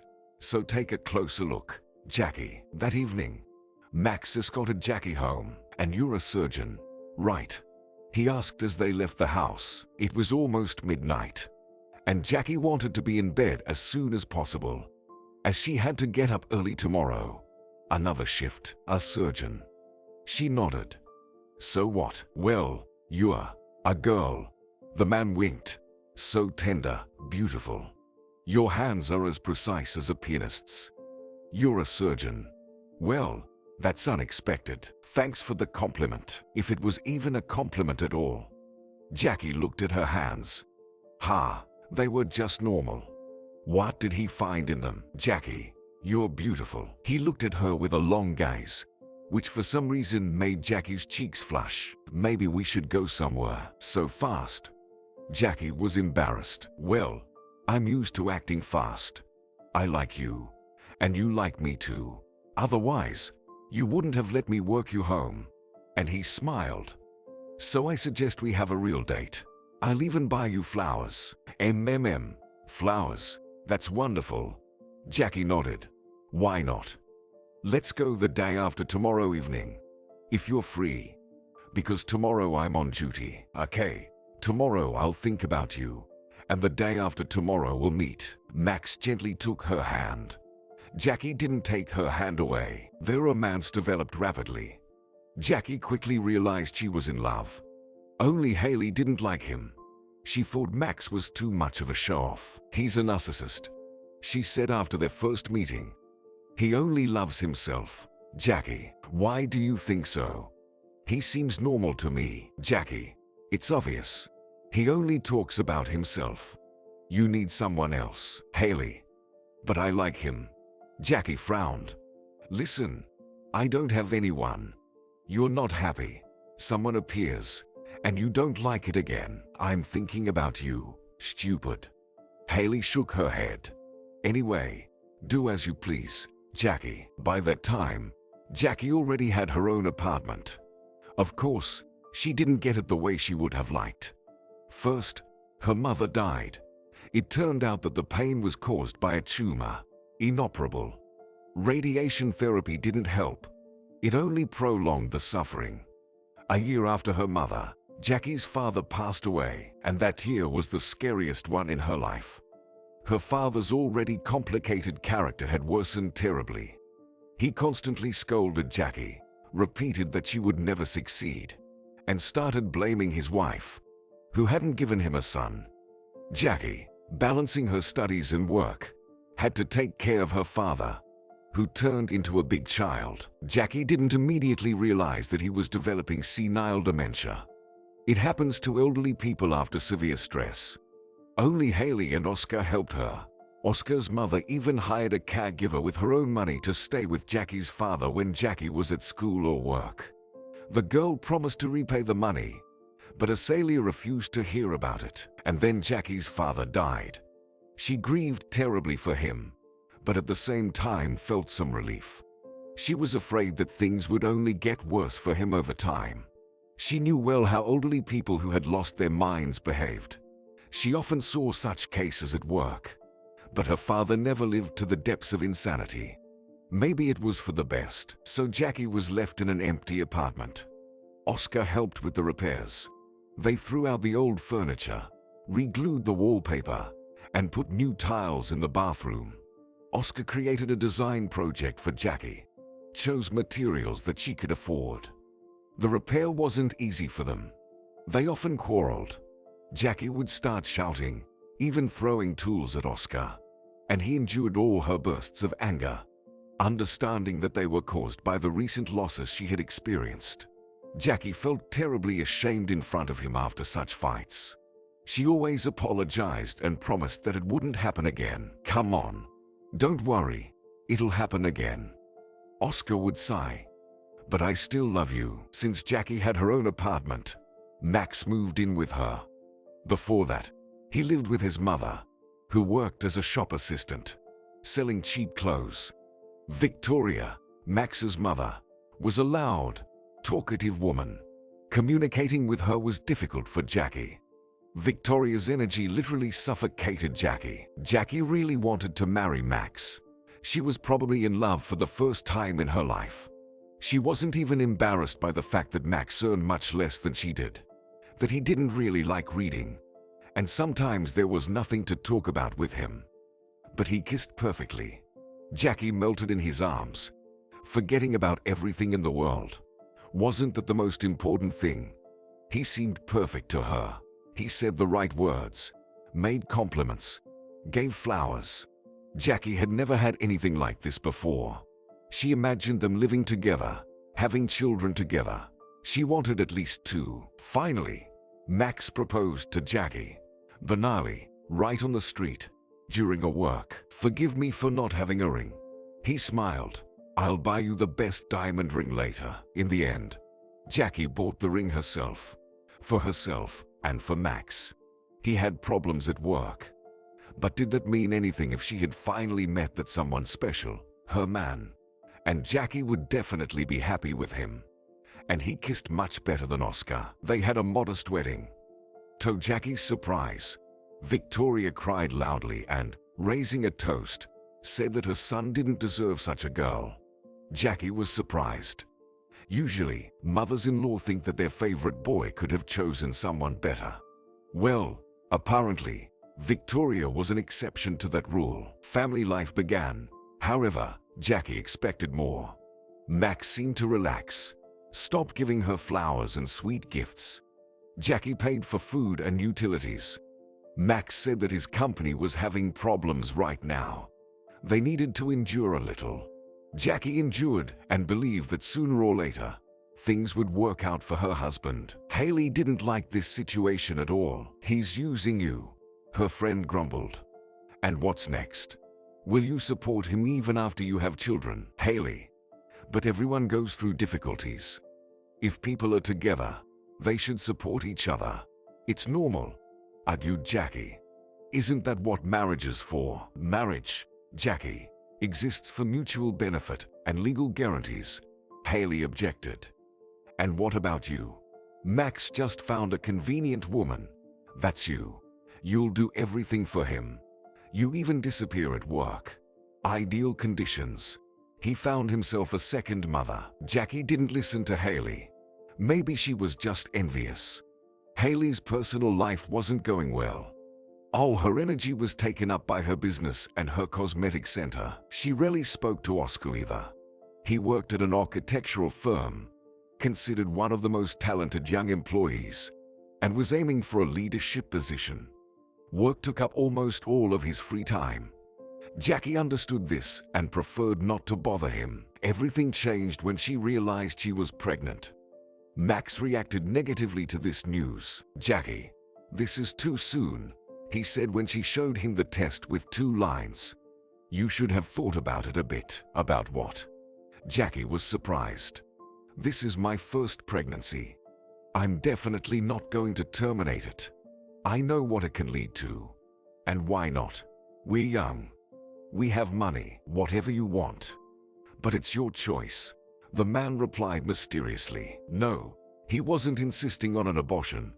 But he didn't behave like a future young father dreaming of an addition to the family. He became cold and distant. Max repeated that they didn't have enough money, so find another job. Jackie burst out one day. To get paid more. You're already spending your own money only on yourself. Max, find one yourself. He shouted back. I like mine. You wanted a baby, so now you deal with this problem yourself. I thought we would do this in 5 or 6 years. Jackie decided that she wouldn't argue with her husband anymore. Maybe it was a shock to him. Once the baby was born, Max would see him, pick him up, and everything would change. The person most excited about Jackie's pregnancy was Victoria. It even seemed to her that the birth of a grandchild was Victoria's only goal. Her mother-in-law brought Jackie fruits, bought vitamins and clothes for the future baby. Even for the ultrasound, Jackie went with Victoria, not Max. He never had time for it. When they found out the gender of the future child, Victoria burst into tears. How good that it's a girl. Why? Jackie asked. The main thing is for the baby to be healthy. Oh, you don't understand. Victoria waved her hand. There's so much trouble with boys. Max is my fool. Do you think I don't understand? As he grew up, he only thought about girls and played his guitar all day long. You can't imagine how hard I fought with him to finish college. Oh, I'm telling you this in vain. Even though I lucked out with you, I never thought he'd have such a good wife. But don't worry, Jackie. You'll give birth, and he'll come to his senses. When Jackie was 5 months pregnant, Oscar's mother fell ill. He called her one evening and asked, Jackie, hi, is pancreonecrosis serious? In general, yes. Jackie clenched her fists. Pancreonecrosis is very serious. Could it be Oscar? No, it couldn't be. He doesn't drink. It's not a diagnosis. It's practically a death sentence. Well, in general, my mom got the diagnosis. Oscar said with a trembling voice. Maybe you can tell me what to do. I don't understand anything at all. Everything was fine yesterday. She went to a restaurant with her friend, and at night, the ambulance took her away. Jackie looked thoughtfully out the window. Lord, she had told Asalia 100 times that she needed to follow a diet and take pills. No alcohol and no fried food. Oscar, please calm down. I'll find out everything now and call you back. She immediately called her former classmate Stuart. He worked in surgery, just like her. The news was bleak. They don't even have anything to operate on. It seems, he said. You know yourself what that means. The clock is ticking. If not days, then weeks. Stuart, maybe something needs to be done. Have you tried Richter? This woman is the mother of my best friend. I need to help. And what will Richter say? Stuart sighed. This is a textbook case here. She ate something fried, and she's had pancreatitis all her life. I'm telling you honestly, the woman doesn't stand a chance. No one will take her for surgery, and if they do, she'll die right on the operating table. Jackie slowly put the phone on the table. How to tell her friend Oscar about this? After all, he adores his mother, and Jackie herself always loved Asalia. Lord, why is everything falling on her all at once? Strange behavior from Max, her pregnancy, and now this. Jackie called everyone she could. None of her acquaintances could give Jackie any hope. They all said the same thing. Most likely, Asalia wouldn't make it. Jackie understood this herself, but she still hoped for a miracle. What if they came up with some experimental drug, or if there was a doctor who could perform such an operation without chickening out? There is one drug, Professor Richter said thoughtfully. Jackie, you must understand that it won't save her, but it may prolong her life. If you want, I'll call my acquaintance right away. He'll send it over. Remember, the drug is experimental, but at this point, you have nothing to lose. Oh, that would be wonderful. Jackie smiled. You know, I still believe in miracles. Sometimes even the most hopeless patients are pulled through. Jackie, you're still too young. Richter sighed. Miracles in medicine have a limited scope. But you must understand, this medication is very expensive, the professor said, and the money will be there. The woman promised. Professor Richter called her back half an hour later. Jackie was lucky. The drug could be delivered to their city tomorrow. Richter also provided the account details for transferring the money. Excited, Jackie transferred the funds to the specified account. Yes, it was practically all her savings. She didn't even think to ask Oscar for money. Her thoughts raced. She needed to prepare Oscar for what might happen. And she also had to visit Asalia, probably for the last time. Should she tell him about the medicine that might prolong his mother's life? He was far from medicine. And what if he thought the drug would save his mother, only to face bitter disappointment later? It's the eternal dilemma of any doctor. What's better, to lie or to tell the bitter truth? Jackie still couldn't answer that question for herself. The next day, she got up early to pick up the medicine. She grabbed the bag with 3 vials, thanked the man who delivered them, and went to a cafe. She needed to eat something, or her glucose levels would drop again, and she would harm her daughter. The little one wasn't to blame for her mother's recent troubles. At the cafe, Jackie ordered tea with sugar and a pastry. She didn't have much of an appetite, but she understood she needed to eat to provide nutrients for her baby and ensure she gained weight. Jackie felt sad. Why did Max act like she became a stranger to him as soon as she got pregnant? He used to say he wanted children too. And now he even started to complain to Jackie that she gained weight. Jackie wondered, what if men carried children? They'd probably compete with each other to see who gained more weight during pregnancy. And women are supposed to watch their figures, give their husbands an heir, and still please the eye. Screw that. Maybe she should kick him out and raise her daughter alone. No, the child needed a father. Maybe Victoria was right, and Max would change when he saw his daughter. How could you not love your own child with all your heart? It's part of you, and there's no one closer. No, absolutely not. No divorce. Jackie had to be wise and strong. Despite the early hour, she called her friend. Apparently, he wasn't sleeping, and answered immediately after the first ring. Oscar, hey, how's your mom? They delivered the medicine to me.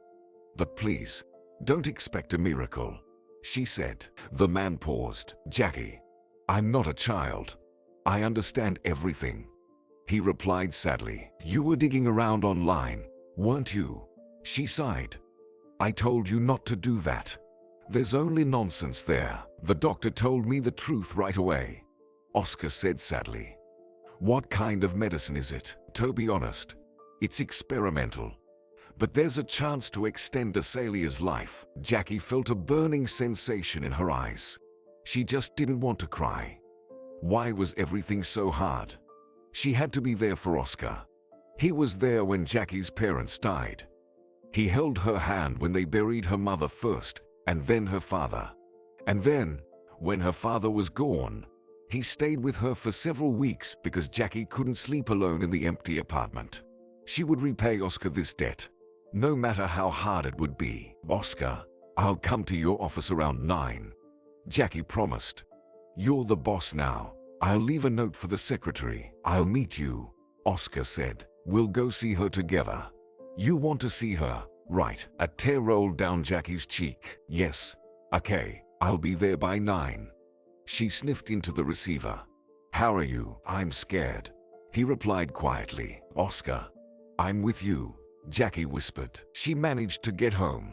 Max was sleeping, and she decided not to wake him up.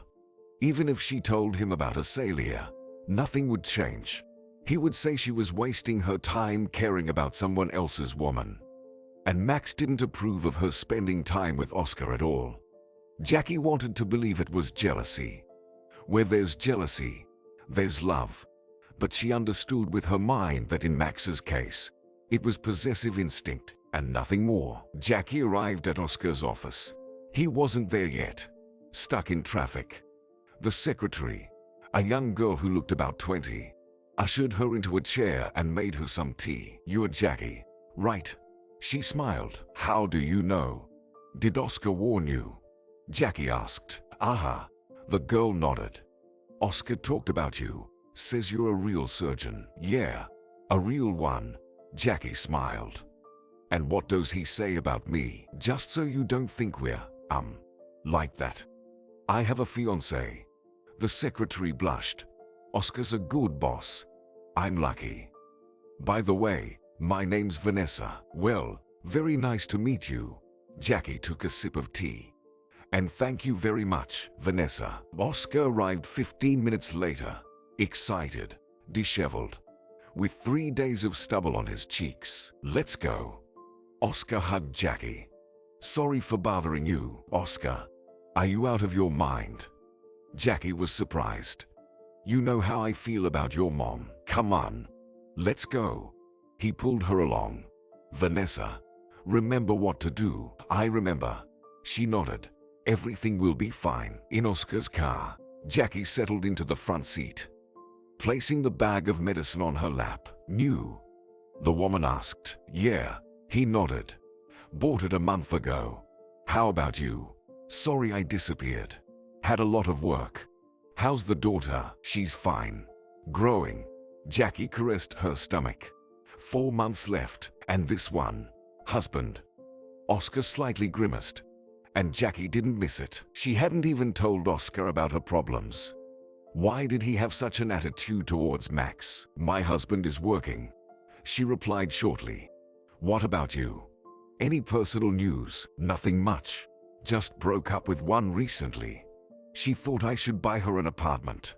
Oh, she was beautiful. So why didn't you buy her an apartment if she was beautiful? Jackie smirked. What, Jackie? After a month of dating, Oscar glanced at his friend. At least 6 months should pass. The woman laughed. Oscar still had a sense of humor, and that was good. Your secretary is cute, Jackie said. Vanessa? Yeah, she's nice, Oscar replied. If you're asking if I'm sleeping with her, no, I'm not, Jackie, and I don't plan to. I actually found her by accident. I was heading home from work, saw some jerks hassling this girl. I stepped in, sorted it out, and she was crying. Long story short, I walked her home and got her number. Right. Jackie continued for him. No, she told me she has a sick brother. No job. So, I offered her a job. And Vanessa agreed. Imagine that. Turns out, she's responsible. Her brother has some sort of condition, maybe cerebral palsy or something. And she's holding on to this job for him. She picked up fast. I'm thinking of sending her to courses later. She's a good girl. Oh, you're a benefactor. Jackie laughed. What? She's getting married in a month. Oscar grinned. Doctor, are you jealous or something? Not even in my thoughts. Jackie replied. A scene popped into her head for some reason. The two of them on a bench. He leans in to kiss her lips. She needed to sleep when she got home. All sorts of nonsense was coming to mind. Or was it the hormones acting up because of the pregnancy? At the hospital, Jackie handed the medication to the attending physician. Jackie and Oscar entered the room. Azalea had lost weight. Her skin had a yellowish unhealthy hue. Seeing them, she brightened up. She even tried to sit up but couldn't. She had almost no strength. They talked a bit. Azalea asked about Jackie's pregnancy, even touched her belly for luck. Jackie was amazed. They talked about silly things. About Oscar's new project. What Jackie would name her daughter. The renovation Oscar planned for the recently bought house. It always seemed like the last meeting with someone should be profound. They should say something deep that would change your whole life. But they talked about mundane matters. Always like that. They all lie in those movies and books. As they said goodbye, Azalea asked Oscar to stay a little longer. Jackie went out into the corridor, sat on a bench, placing both hands on her belly. Medicine was a strange thing. Nowhere else were life and death so intertwined. Azalea was dying, but Jackie's daughter was about to be born. As if one life would replace the other. Finally, Oscar came out of the room. Mom's tired. Wants to sleep, he said. What did she want? Jackie asked, leaning on Oscar's arm. Oh, just small stuff.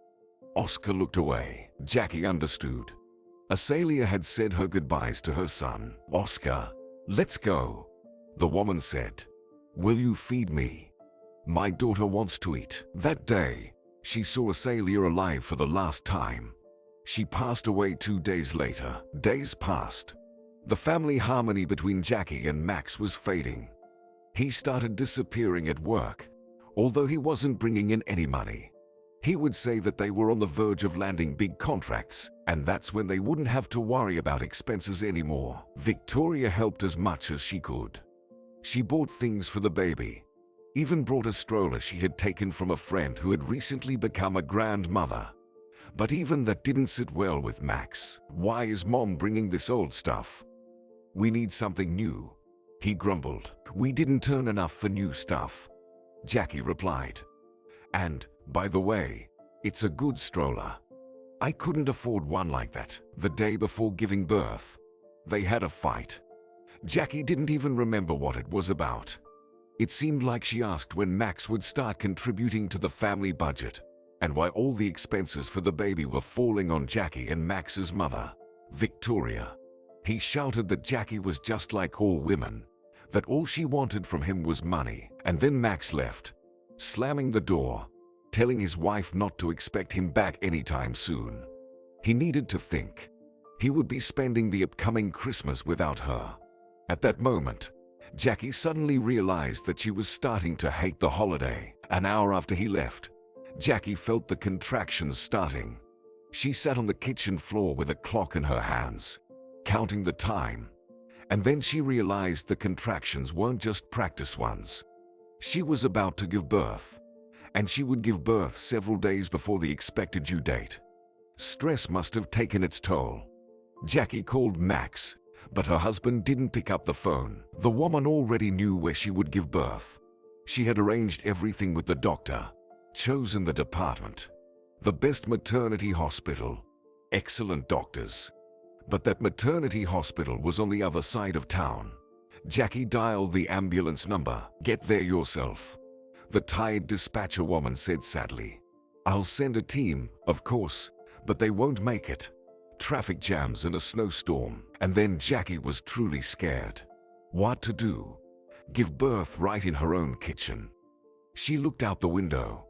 The blizzard was so thick that you couldn't see anything even 5 meters away. Jackie groaned in pain at another contraction. So what to do? Her friend Haley had gone to the islands with her new boyfriend. She was supposed to return only in 3 days, just in time for the birth, or to a ready-made baby. Well, or to a dead friend. Jackie imagined herself lying on the kitchen floor, staring at the ceiling and bleeding out. Victoria. She had gone to her sister in another city. So, was Jackie completely alone? Only a taxi remained. She opened the app. Wow, those prices. But no wonder, everyone was going to visit. Everyone had a family celebration. Everyone had someone who loved and waited for them. And Jackie was completely alone. She was about to give birth to her daughter right on her own kitchen floor in solitude. And she would even have to cut the umbilical cord with a kitchen knife. Yes, what a great start to her daughter's life. Oscar. And why did this life-saving thought come to her so late? With trembling hands, she dialed his number. Jackie. Hey, I was just about to call you, the man exclaimed joyfully. Really? She whimpered. Just a second. What's wrong with your voice? Jackie. Are you okay? Not entirely, Oscar. I have a problem, and I don't know what to do. What happened next?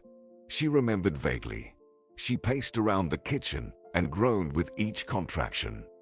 Then, it seemed, Oscar arrived, grabbed her bag, already prepared for the maternity hospital, and dragged his friend into his car. Jackie felt darkness closing in from the pain. Why hadn't anyone told her it would hurt this much? Or that things might not go as planned? Oscar carried her to the maternity ward in his arms.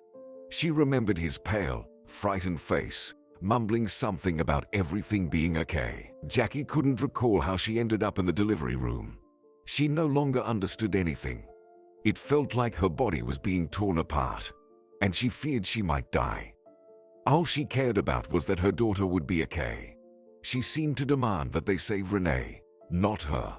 And the doctor just scolded her in response. "We'll save them both, colleague. Don't panic. Don't scare the father. He's already in shock." And Jackie allowed herself to scream. She simply couldn't endure this pain silently. She lost consciousness a couple of times, and then everything abruptly ended. What was the crying? What was it? Her daughter. Her Renee. They placed Renee on Jackie's stomach. She touched her with her fingers, unable to believe this was her child. "Jackie, you're a heroine," Oscar whispered in her ear. I didn't think it would be like this." "Thank you," Jackie whispered back. She still not fully understanding what was happening. Was she a mother now? For real? Then Jackie slept for a long time in the ward. Renee was with her, dozing nearby. Jackie would wake up and look at her. What a funny little nose and eyes she had. Observing her daughter, Jackie would drift back into troubled sleep. In the morning, the doctor told her there had been complications. Narrow pelvis, large baby. Renee was almost a kilogram heavier than expected. "We should have gone for a C-section. But what can we do?" The doctor explained. "Your partner did great. I've always been in favor of partner births. Usually, it's the men who get scared. But yours stood his ground. He even passed out a couple of times." "He's not my partner," Jackie objected. "He's a childhood friend." The doctor looked at her strangely. "Really?" "Well, he was pretty nervous." Then Oscar came to her.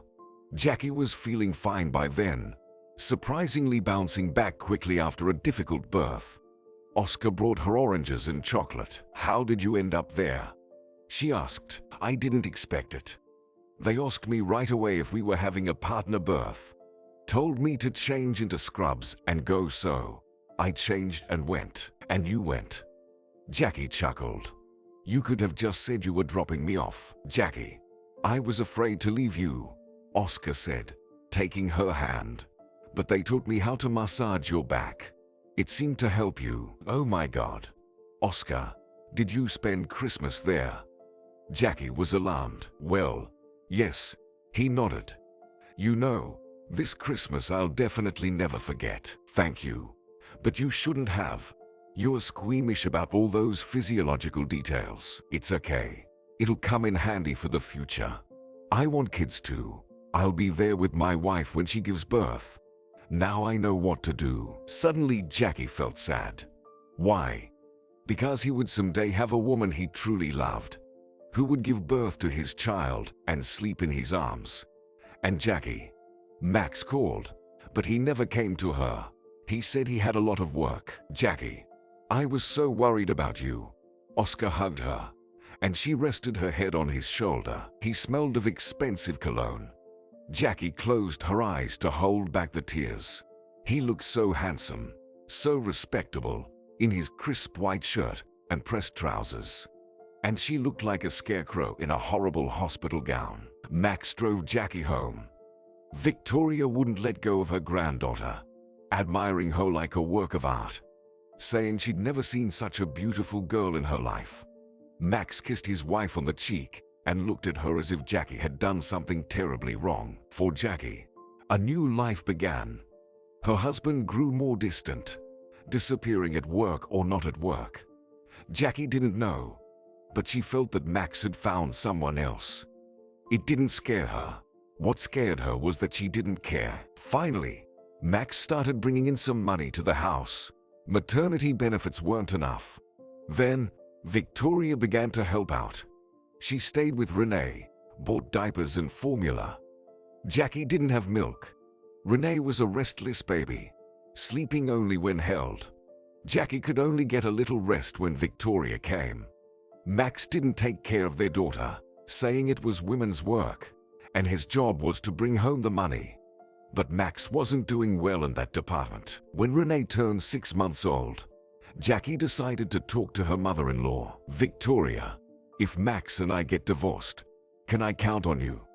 Jackie asked. The woman looked sadly at Jackie. He's a fool. My mistake. You know, I gave birth for myself. I spoiled him, indulged him in everything. And I was wrong, Jackie. I realized it too late. Forgive me. Do you think I don't understand? I understand everything. Both women fell silent for a moment. Then Victoria continued, you can count on my help. I won't abandon you and Renee for anything. But maybe try talk to him. And I'll talk to my son. Jackie didn't bother talking to Max. She didn't see the point anymore. But Victoria did say something to him. Because the next day, before leaving for work, Max angrily said, so you complained to my mother? Ha! I'm a bad guy. Ha! Well, go ahead. Find another man if I'm so bad. In Jackie's heart, there was emptiness for some reason. And where did all the tears go? Were they really gone? One day, Victoria fell ill. Renee turned 8 months old, and she still demanded all of Jackie's attention. Victoria lay at home with a fever, and Jackie felt like she was losing her mind. She couldn't even take a shower. Max had no intention of helping his wife.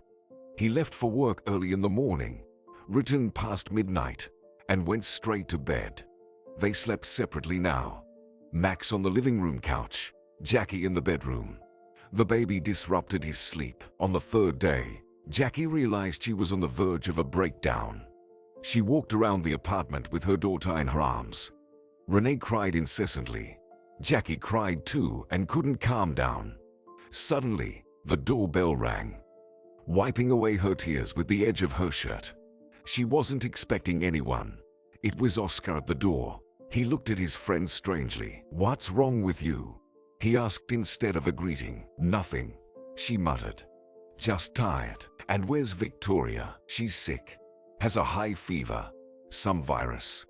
Jackie hugged her daughter close. You know, I feel like I failed, Oscar. And Jackie burst into tears. Sensing her mother's state, Renee began to cry too. Perplexed, Oscar looked at the scene for a couple of seconds. Then he gently took Renee by the hand. She fell silent, seemingly surprised, and stared at Oscar with her round dark eyes. Jackie, this isn't right. Oscar began rocking Renee. Maybe you should hire a nanny. Oscar, you don't understand. The woman sobbed. Everyone else manages, but not me. Max says all his friends' wives raise their children calmly without asking for help. And here I am, without Victoria. And I just can't do it anymore. It's true. I'd rather perform surgeries for a week straight than deal with this. I can't take it anymore. I can't. Hey, Oscar said. Jackie, start packing your things. Where to? She asked. To the madhouse. We'll make a pit stop on our way there, sighed the man. If you want, of course. I have a week off. Gather everything you and Renee need. We're going on vacation. But what will Max say? Jackie was afraid. Do you really care? Oscar stroked Jackie's head. Listen, friend. You need to rest. Change your surroundings. Have you even seen yourself? And what about it? She glanced at herself in the mirror. Well, she didn't look great. Pale, with dark circles under her eyes. Hair disheveled like a witch's. Come on, I'll sit with Renee for now. You get ready. So quickly. Jackie looked skeptically at her friend. Why wait? He said. Jackie, I won't leave you in this state. You're still my friend, my close person. She called Max, saying she was going on vacation with a friend. She didn't want to mention that she would be staying with Oscar. Max loved to act jealous, not because he actually felt jealous of his wife, but because it was expected. Jackie quickly grabbed her things and approached Oscar. The man loaded everything into the car. We'll stay for 5 days, he said. The cottage is nice. Enough space for all of us. Wait, what about your girlfriend? Jackie asked, feeling worried. I'm currently without a girlfriend. Oscar shook his head. I'm too busy now as the deputy director. Oscar, thank you, dear. Jackie thanked him.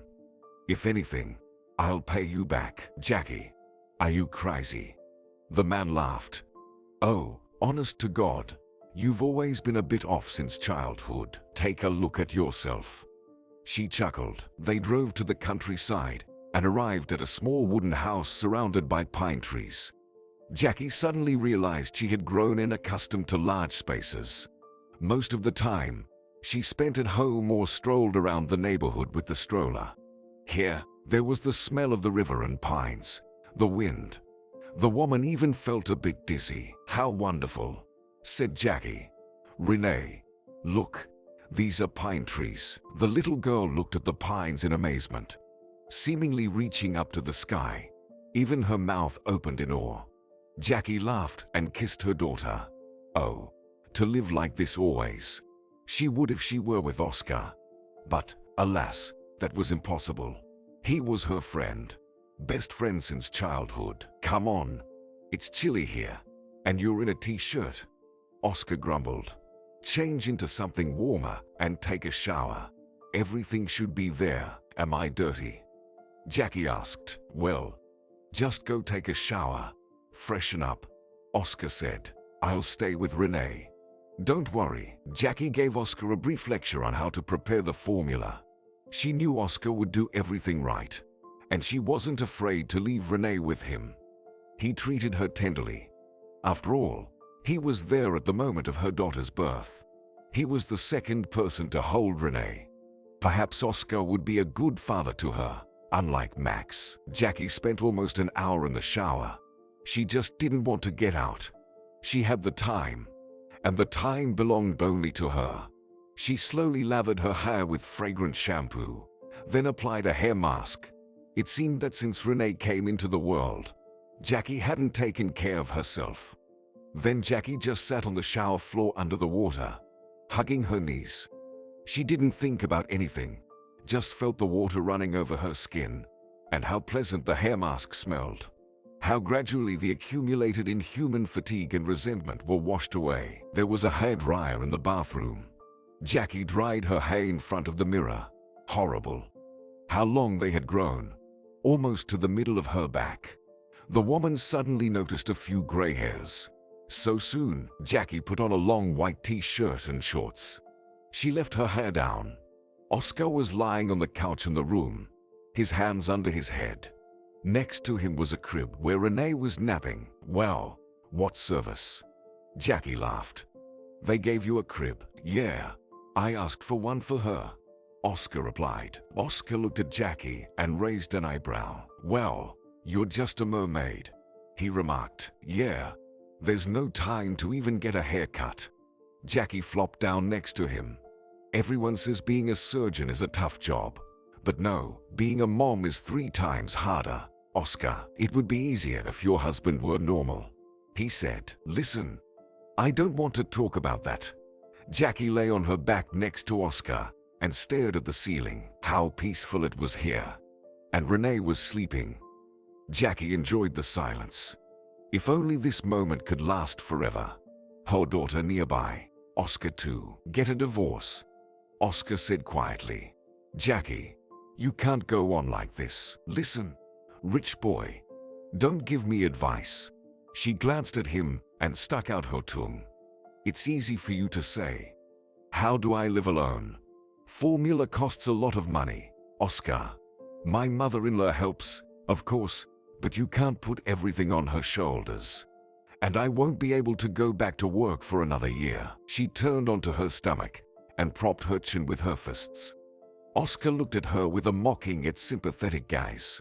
Suddenly, he traced his fingertips along her cheek.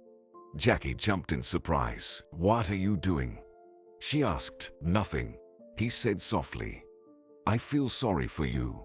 I'll give you the most expensive champagne for our divorce. We will celebrate. Jackie sighed and embraced him. Oscar's chin nestled into her hair. They lay like that for a long time. He stroked her back. She just froze and savored the moment. Looking at the sleeping Renee, Oscar lifted her chin with his fingertips and kissed her. Jackie didn't immediately understand what was happening. And when she did, she didn't resist. His hand slid under her t-shirt, and she nervously drew in a breath. It was pleasant. Very pleasant. Odd. She used to love Max, but she didn't feel anything like this when he touched her body. And Jackie realized what would happen next. And the last thing she wanted in the world was for Oscar to stop. But Jackie found the strength to pull away. "What? It's been a while since you've had a girl?" she asked hoarsely. "Jackie, what?" He furrowed his brow. "What do you mean?" "Well, you have a lot of work and no time for a personal life." She moved away from him and sat up, wrapping her arms around her knees. "You didn't bring me here for this, did you?" "No, I just couldn't resist," Oscar replied guiltily. "Well, resist next time." She shook her head. "Oscar, you mean a lot to me, and I don't want to ruin anything. But this, well, we could, why not? But I don't want to, you know. I don't believe this can be just friendship." "I understand." Oscar closed his eyes for a moment. A wrinkle appeared on his forehead, and then smoothed out immediately. A carefree smile returned to his face. "Jackie, you're just a beautiful woman." "Instincts," he said. "Keep your instincts to yourself. There's a child here. By the way, what does she understand?" Oscar glanced at Renee. "She doesn't even know where her nose is yet." "Oscar." Jackie grabbed a pillow and threw it at him. "If I knew, I would never have come with you for anything." Okay. He reached out. "Jackie, shall we watch a movie or something?" The following week became one of the best in Jackie's life. Oscar didn't attempt to kiss her again. On one hand, it slightly annoyed her because she really liked that kiss. On the other hand, it was reassuring. She was terribly afraid of what could have happened between them.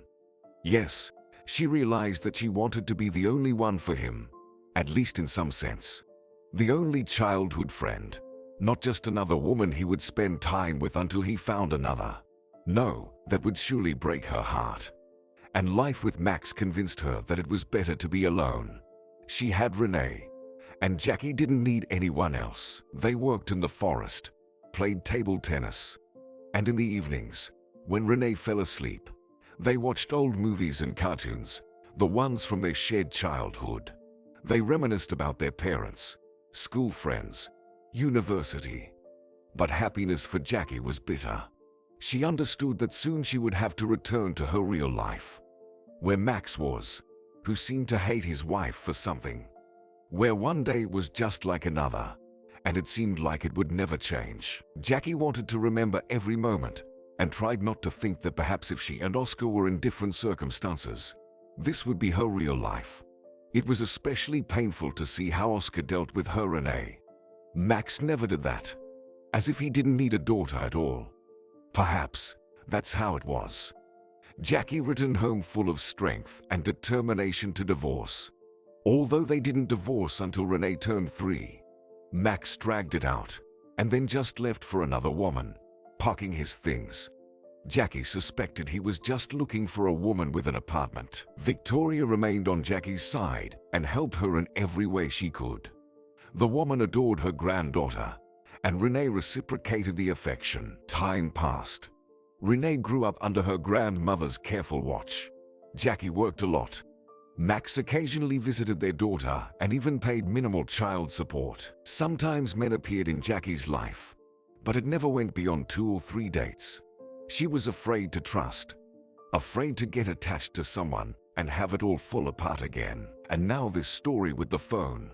It was fortunate that Oscar was there. He often offered Jackie help, but she always refused. It felt awkward. He already spoiled Renee with expensive gifts for every holiday. It only spoiled the child. Jackie couldn't afford such toys that Oscar bought, and he seemed not to understand that. Foolish man. The next morning, handing her daughter over to her grandmother, Jackie went to work. There were only 2 surgeries scheduled for the morning. She was sitting in the office filling out medical histories when the phone rang. It was Oscar. Jackie rubbed her nose and answered the call. "I'm here. Where should I go?" he asked. "Come in, please, to the inner courtyard," Jackie replied.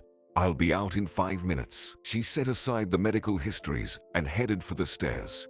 Oscar stood in his expensive coat, all alone. Jackie thought he looked extremely out of place against the backdrop of these shabby benches and grey hospital walls. But she felt at home here. Hey. Oscar smiled and spread his arms for a hug. Jackie embraced him and quickly pulled away. I'm sorry for this silliness. It's just that Max promised our daughter a phone, and she'll cry if he doesn't follow through. I don't want to ruin her Christmas and birthday. What are you talking about? He handed her a bag. Here, Jackie. Take it. Surprised, she opened the bag and saw 3 boxes inside. 2 large identical ones and 1 small. There was an apple-shaped logo on the boxes. Oscar, are you out of your mind? Jackie exclaimed. I don't know how much this costs. It's probably my salary for 3 or 4 months. I can't take this, Oscar. You can. He raised his eyebrows in surprise. I have money. Make the child happy. But I have only 1 child. If my memory serves me correctly. Jackie frowned. And there are 2 phones. The second one is for you. And here are headphones for Renee. Oscar said sheepishly. We're not strangers to each other. Come on, Jackie. Can't I spoil you 2 at least once a year? I can't. She handed him the bag back. He hid his hands behind his back. Jackie felt foolish. You can take it. And you will. Oscar insisted. Jackie, stop being so stubborn. I know you're a strong, independent woman and all that. But it's not that expensive for me. Understand? Oh, forget it. Jackie burst into tears. Tears started flowing down her cheeks. Oh God, what is this? Why is Max behaving like a child and not thinking about the consequences? Why does Jackie have to deal with all of this on her own? What's wrong with you? Oscar hugged her and held her close. Jackie buried her nose in his coat. Nothing. She mumbled. Just got something in my eye. Oh, you. He sighed. Jackie, seriously, I'll do anything for you guys. You know that. I have no one but you. She lifted her face and looked into his eyes. He wasn't laughing. On the contrary, he looked extremely serious. Thank you, Oscar. I just didn't expect this. And it's too much for us. And also, she didn't finish her sentence. He didn't let her. Somehow, she didn't understand how it happened. But he touched her lips with his. She wrapped her arms around his neck. Oh my God. It's so cold. He stepped back and unbuttoned his coat. Here, take it. The coat was now on her shoulders. He hugged her again and kissed her on the forehead. Listen, I've been thinking. He said, oh God, what am I doing? She chuckled foolishly. I have to work, Jackie. He shook his head. What kind of person are you? Take it. She pulled off the coat and handed it back to him. I'm going. Thank you, Oscar. If I can, I'll return it. Bye. The woman held the package close to her chest and hurried to the entrance. But what was wrong with her? Was she really that starved for male attention? But he was so warm, reliable, his own. Yet, she and Oscar were just friends. And friends kissing was not recommended. Jackie returned to the ward. She made herself some tea. Jackie, who's that? Rose, the senior nurse, popped into the office. Quite an interesting man. Yours? No, not mine. Jackie wrinkled her nose. I saw it all. Rose settled into a chair. Come on. Why are you so shy? He's a childhood friend, Jackie said. He brought a gift for my daughter. This one. Rose nodded at the package with the logo. Quite a gift. Jackie, tell me everything. Is it serious between you two? Jackie suddenly felt like crying. No, Rose, I'm telling you, he's just a friend. He has a fiancée. I think. Jackie opened another medical history. Sorry, I have to work. She put the phone under the Christmas tree for her daughter. She told her it was from her dad. She felt a little ashamed in front of Oscar, but let her daughter think she had a great father. They say it's good for a child's psyche. Present day, Jackie was woken up by a phone call in the morning. Jackie, I arranged it. You'll be allowed to see Oscar. Not for long, though. About 20 minutes. Talk to him. Maybe he has some thoughts. It was Haley. When and where? Jackie sat up in bed. Be at the prison by 10. A man named Adam will come out. They've been briefed about you. He'll take you where you need to go, said Haley. And think about what to ask. I think Oscar is doing very poorly there. Not used to this. Jackie glanced at the clock. Almost 8. Thanks, Haley. I owe you, she said sincerely. Oh, it's nothing. I'll just spend some time fixing a couple of faces for free. That's all. Haley laughed. That's the perk of my profession. Lots of connections, and everyone wants me. In a way, yeah, I got it. Jackie smiled. But still, thank you. She woke up Renee. Told her she was going to see Oscar in prison. Can I come with you? Renee asked. No, dear, you'll stay home. Jackie replied. Will Grandma come? We wanted to decorate the Christmas tree. Jackie felt ashamed in front of her daughter. She was unlucky to be born to a surgeon mother, who always seemed to be short on time. Dear, she'll come, she promised. I just don't know what time. Renee nodded. Jackie stroked her sleepy daughter's head. It's amazing how much mutual love they had with Victoria. What do they say? A special bond. Or maybe it's because Renee is so much like Max. Jackie quickly showered, had a couple of cups of coffee, and headed to the prison. She felt like her nerves were literally shaking. She hoped she wouldn't burst into tears in front of him. He needed support, not her tears. But it's okay. Jackie will handle it. For some reason, the detention center was located in the city center. She stood at the door and prepared to wait. It was uncomfortable. The walls seemed to be about 5 meters high, and there was barbed wire on top. Next to the entrance were gates for cars, presumably used to bring in prisoners. They probably brought Oscar through them not too long ago. What was he feeling at that moment? He was used to a different life, to expensive clothes, to comfort, to being respected and valued. Jackie realized she was close to tears, but she had to hold it together. Right now, he had no one else to rely on. Just her. Jackie. Someone touched her shoulder. She turned around and saw a young guy in uniform, about 20 years old. What was he doing here? Yes, it's me. Jackie nodded. I'm Adam. The guy introduced himself. I was told to escort you. Let's go. They're already waiting for us. They walked through endless doors, each of which was opened with a huge metal key. What scared Jackie the most was the sound these doors made when they closed. Doors, corridors, more doors, stairs. Jackie began to feel like she was being led into a labyrinth with no way out. And the smell. It didn't smell like this anywhere else.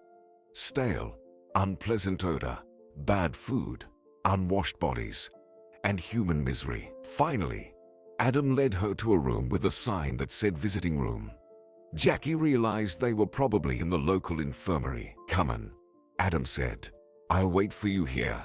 You have half an hour, just like that. Jackie was surprised. She imagined that she and Oscar would talk on the phone, separated by thick glass, like they show in movies. Yes, just like that. Adam smiled. Go on. Don't waste time. Your husband is already waiting. Jackie wanted to say that he wasn't her husband, but she changed her mind. Let it be like that. Maybe it will give them more time. She opened the door and entered the visiting room. Oscar was sitting on a bench, thinner, with stubble on his cheeks. He looked up at Jackie. I don't know how you managed this, but I'm amazed. Haley helped me, Jackie said hesitantly, sitting down next to him. Haley is amazing. He lowered his head. Jackie, what am I facing? About 15 years, right? Yes, that's what they say. She decided not to lie. But you have a good lawyer, and maybe they'll give me 10. He smirked grimly. Jackie, do you believe me, that I'm innocent? Of course, I believe you. She gently touched his hand. I know you're even afraid of the sight of blood. Oscar, tell me what happened. Maybe we can find something to hold on to. There's nothing to hold on to unless the killer comes forward with a confession. He shrugged. I understand Miles decided to drown me. And who is this Miles? Jackie was surprised. The owner of Tokyo Group. Our direct competitors. No, he didn't kill. But he might have paid someone so that they would put me away. And maybe he did kill. Jackie squeezed his hands. It's possible, isn't it? No, unlikely. The man stretched out his long legs and leaned back against the wall, crossing his arms behind his head, and said thoughtfully, he wouldn't kill anyone, but he would definitely take advantage of the situation. Do you have any enemies at all? Jackie asked. Oscar, please try to remember. Enemies. Just you. He glanced at her. You were such a bully. Always nagging and scolding me. You're kidding, exclaimed the woman. Let's be serious. Your life depends on it. Oh, come on, Jackie. What can you do? He rubbed his face with his hand. I have a lawyer. He says it's better to plead guilty. But I don't even know what to write. I didn't kill her. Tell me, Jackie demanded. What happened? Tell me everything. Oh God, I've already told this story 100 times. Do you think it's pleasant for me to remember? Okay, listen. Things hadn't been going well with Zoe for a long time. At least 1.5 years. At first, everything was fine. Love, shared plans, butterflies in the stomach. And then Oscar suddenly realized that he was just bored with his wife. She was much younger, only 25 when they got married. They had nothing to talk about. Zoe didn't like that Oscar preferred to spend his free time at home. She wanted to go out, party, while he preferred reading in the cozy study or working out in the home gym. We didn't even argue, Oscar said thoughtfully. We just grew apart, I guess. I made a mistake. I married because there was passion. And when that faded, it turned out we had nothing else. Talks of divorce began. Zoe didn't want a divorce, and Oscar understood why. He bought her a car. They lived in his house, which he had built before the wedding. Zoe earned much less than Oscar. She didn't want to lose the new lifestyle. Discussions of divorce always ended in a heated argument, and Oscar decided it was easier to live like this. They slept in separate bedrooms, hardly talked, but didn't interfere with each other. What about marital relations? Jackie asked timidly. And how does that matter? Oscar asked quietly.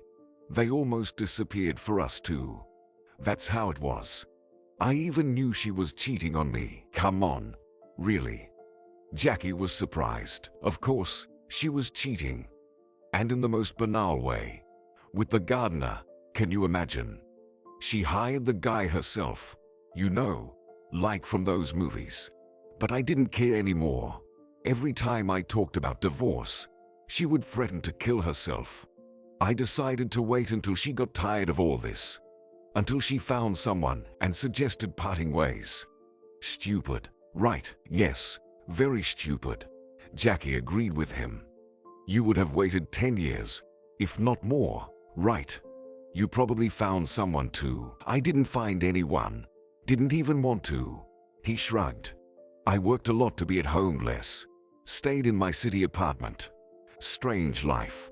And that evening I found out she was stealing money from my account. And it drove me crazy. She could take as much as she wanted. Just not from the funds I used for business development. Anyway, we talked. She yelled, but she calmed down. She reminded me of Audrey. Can you believe it? Wait, which Audrey? Jackie was astonished. I don't know about her. Oh, I haven't told you about that, said Oscar. It was a nasty story. In short, I had this girl, met her at the gym, went on a couple of dates with her and realized she wasn't for me. Shez was strange. She started stalking me, sending letters to my email, including my work email, with some horrible, crazy words. Like, the stars told her we were made for each other. She even had a vision that the savior of the world would be born from us. Well, that's schizophrenia. Jackie shuddered. Yeah, probably, nodded Oscar. Anyway, she even called me when I got married to Zoe. Spewing nonsense. I ended up changing my number. You should have reported her to the police, suggested Jackie. Well, what's the point? What would they do? I just figured she'd get tired of it sooner or later. Oscar shook his head. She even showed up one evening, demanded that I talk to her. I refused and called security. So, what happened next? Sighed Jackie. Well, nothing much. That evening, Zoe said that I was sleeping with this Audrey. And basically, I'm a jerk who suffocates her. But I told her we'd divorce, and she could breathe all she wanted. Then she told me she was pregnant. It was a complete nightmare. Pregnant? Jackie was taken aback. No, of course not. She lied, said Oscar. The test showed there was no pregnancy. Maybe she wanted me to stay with her. I don't know. For money. Oscar, this is all too strange, said Jackie. What do you think? I don't know what to think. His voice was emotionless. I don't think anything anymore, just waiting to see what happens next. But I didn't kill her.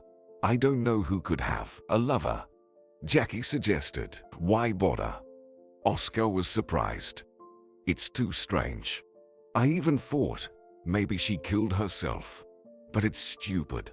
Very stupid. Okay, we need to figure this out. Hire a private detective and the best lawyer. Jackie started listing. And what else? What else? Maybe the maid could be guilty. But her car arrived later than the time of the murder, as the examination showed. And what motive would the maid have? She only worked for us for 2 months. Hardly spoke to Zoe. All right, I'll talk to her, promised Jackie. And what? Do you think she'll talk to you? Oscar turned his head to look at Jackie from top to bottom. The police have already done their work. They found out everything they could. Plus, the camera data. Her car is visible there. She came alone. Time's up. Adam peeked into the room. Say your goodbyes, Oscar. I'll get you out. Jackie hugged her friend's shoulders. Oscar, I promise, I'll get you out. Jackie, it's better if you don't, he whispered. Just forget about me. Go see Vanessa. There's something there for you. What? Jackie pulled back. What does she have? You'll find out. Oscar kissed Jackie on the forehead. Jackie, goodbye. The next step was a long journey through the gray corridors and iron doors. Stairs, dim lights, an uncomfortable cold clang. Jackie flinched every time another door closed behind her. This wasn't the place for Oscar. He's not a killer. Arriving home, Jackie called Haley. She was at work. So, what's up, girlfriend? Haley asked. Did you find out anything? No, Jackie replied. There are some really strange things going on there. I don't know what to think. Who could possibly need Zoe? Maybe we should talk to his maid. She definitely saw something, knows something. I have no doubt the police questioned her poorly, and you know how to conduct interrogations, right? Haley sighed. All right, let's do this. Tomorrow we'll visit her if you find out where she lives. Okay, I'll be there with you. Yeah, I'll try, Jackie promised. I forgot to ask him where she lives. Got too nervous. He also told me to go see Vanessa. All right. Who's this Vanessa? She's his secretary. They've been working together for a long time, Jackie replied. He said there's something for me there. Well, then deal with that, Haley said. And keep me updated, please. We'll figure something out. I promise we'll get your Oscar back. First, Jackie decided to go to the office where Oscar's firm was located. Surely, Vanessa would be there. Leaving her daughter with Victoria, Jackie headed to the specified address. She found the office without difficulty. It now occupied 2 floors of the business center. Yes, Oscar's business seemed to be doing well. Vanessa, Oscar's secretary, was sitting near the office with a nameplate bearing Oscar's name. Jackie recognized her immediately. Vanessa had matured, looked better. "Oh, hello. Oscar said you'd come before the arrest," Vanessa said, her eyes shining with tears. She must be worried about her boss. "I only found out yesterday," Jackie said, sitting in the chair opposite Vanessa's desk. "I visited him. How is he?" "All right." "What are they saying?" Vanessa asked eagerly. "Oh God, I feel so sorry for him. He helped me so much. Got my husband a job on a construction site, too. Oscar's such a good person, always helping everyone."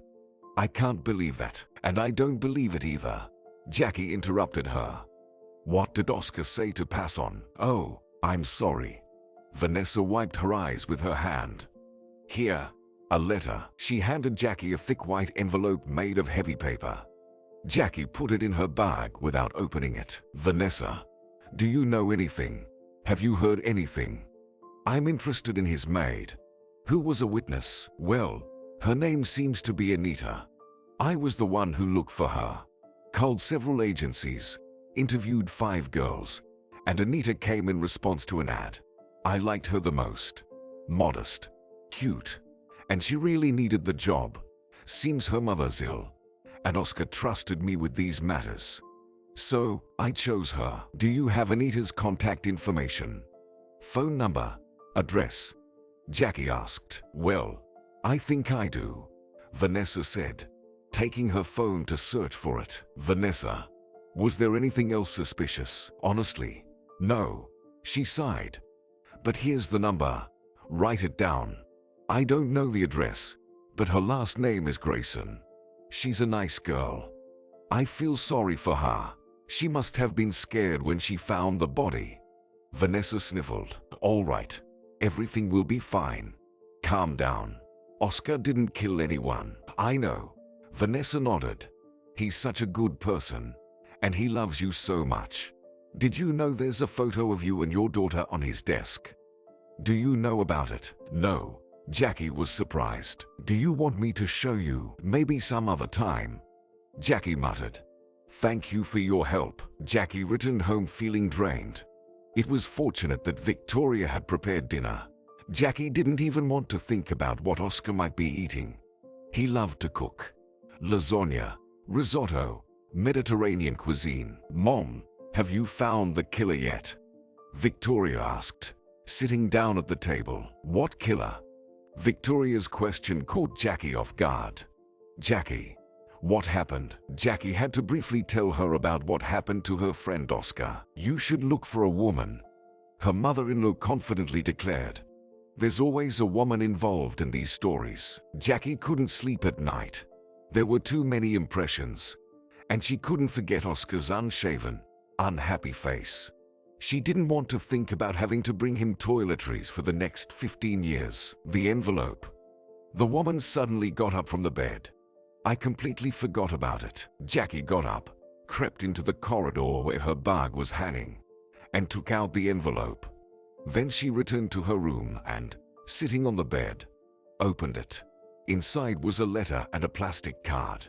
Jackie began to read. "Jackie, you know you're the most precious person to me in the world. If something happens to me, I want you and Renee to be well. This card is for you. It gives access to an account, which hopefully has a decent amount. It will help you in life. Love you, Oscar." Jackie couldn't take her eyes off the last phrase. "Love you." And the PIN code for the card. At the bottom was the date. A year ago. Maybe Oscar was afraid of something.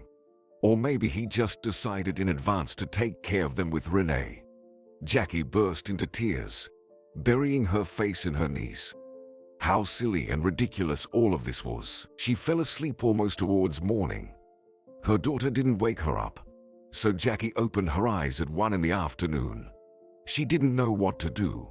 Probably, she should talk to Anita, Oscar's housekeeper.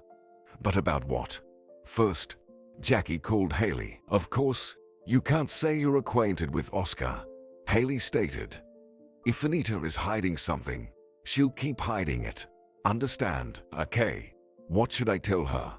Jackie asked. How do I even start a conversation with her? Haley pondered. Well, I don't even know. Who do you unconditionally trust? Well, you, Renee, Jackie replied. And my mother-in-law too. Oh, and Oscar. That won't work. Haley chuckled. We need something else. We need to get her talking. Oh, listen, Vanessa said Anita's mother is sick. Call her and say you are calling about the treatment quota. But I don't even know what she's sick with. Jackie hesitated. Oh, come on. Just pretend to be secretary. Say you were told to contact her. Get details. We'll figure something out from there. Haley, who's going to believe me? Jackie frowned. That's not how things work. It's true that's not how things usually go. But regular people don't know how the system works. Haley insisted. Do you want to save Oscar or not? Let's make the call. Jackie spent half an hour pacing around her apartment, trying to come up with a plausible story. Finally, she gathered her thoughts and dialed Anita's number. Anita answered almost immediately. Anita Grayson? Jackie asked sternly. Yes, Anita replied. Who is this? I'm from the Department of Health regarding your mother. I need to clarify something. When would be convenient for you to meet? I'll come to you. Jackie tried to make her voice sound as authoritative as possible to discourage any objections from Anita. Anytime. Anita agreed readily. Is there a possibility of getting her treatment? Yes, there is. But I need to clarify something. Jackie repeated. Can I come today? Well, you could. I'm at home. Anita replied timidly. All right. Give me the address. Jackie demanded. Don't you have it? Anita asked. I do. But I need to confirm it. Jackie said. Anita decided not to argue and gave Jackie the address. Hanging up the phone, Jackie couldn't believe how smoothly it had gone. Now, she just needed to figure out what to do next. After saying goodbye to Renee, Jackie called a taxi. Anita lived on the outskirts of the city, in a multi-story apartment building. The area was considered rough. Jackie rarely visited here, but she had heard it was best to avoid, especially in the evenings. She climbed to the 8th floor and pressed the doorbell. She even brought a folder for appearance's sake, printing out some standard medical service contracts in advance. Yes, she was deceiving Anita, but she must really want to help her mother. Jackie felt uncomfortable about it, but she had no choice. The door opened. Jackie saw the apartment's owner, a young woman around 25 with long curly hair tied up in a messy bun, dressed in a worn-out tracksuit. Hello, I'm here about your mother, Jackie said. May I come in? Yes, of course. Anita stepped aside. Come in. We can go to the kitchen. Jackie was struck by the kitchen. She hadn't seen such a mess in a long time. Dirty dishes in the sink, empty beer bottles on the floor, stains on the walls. Jackie felt disgusted. But what could she do if Anita was forced to care for her sick mother? Perhaps she simply didn't have time to clean. Although there wasn't the characteristic smell of a bedridden patient in the apartment. The guest cautiously sat down on an old chair.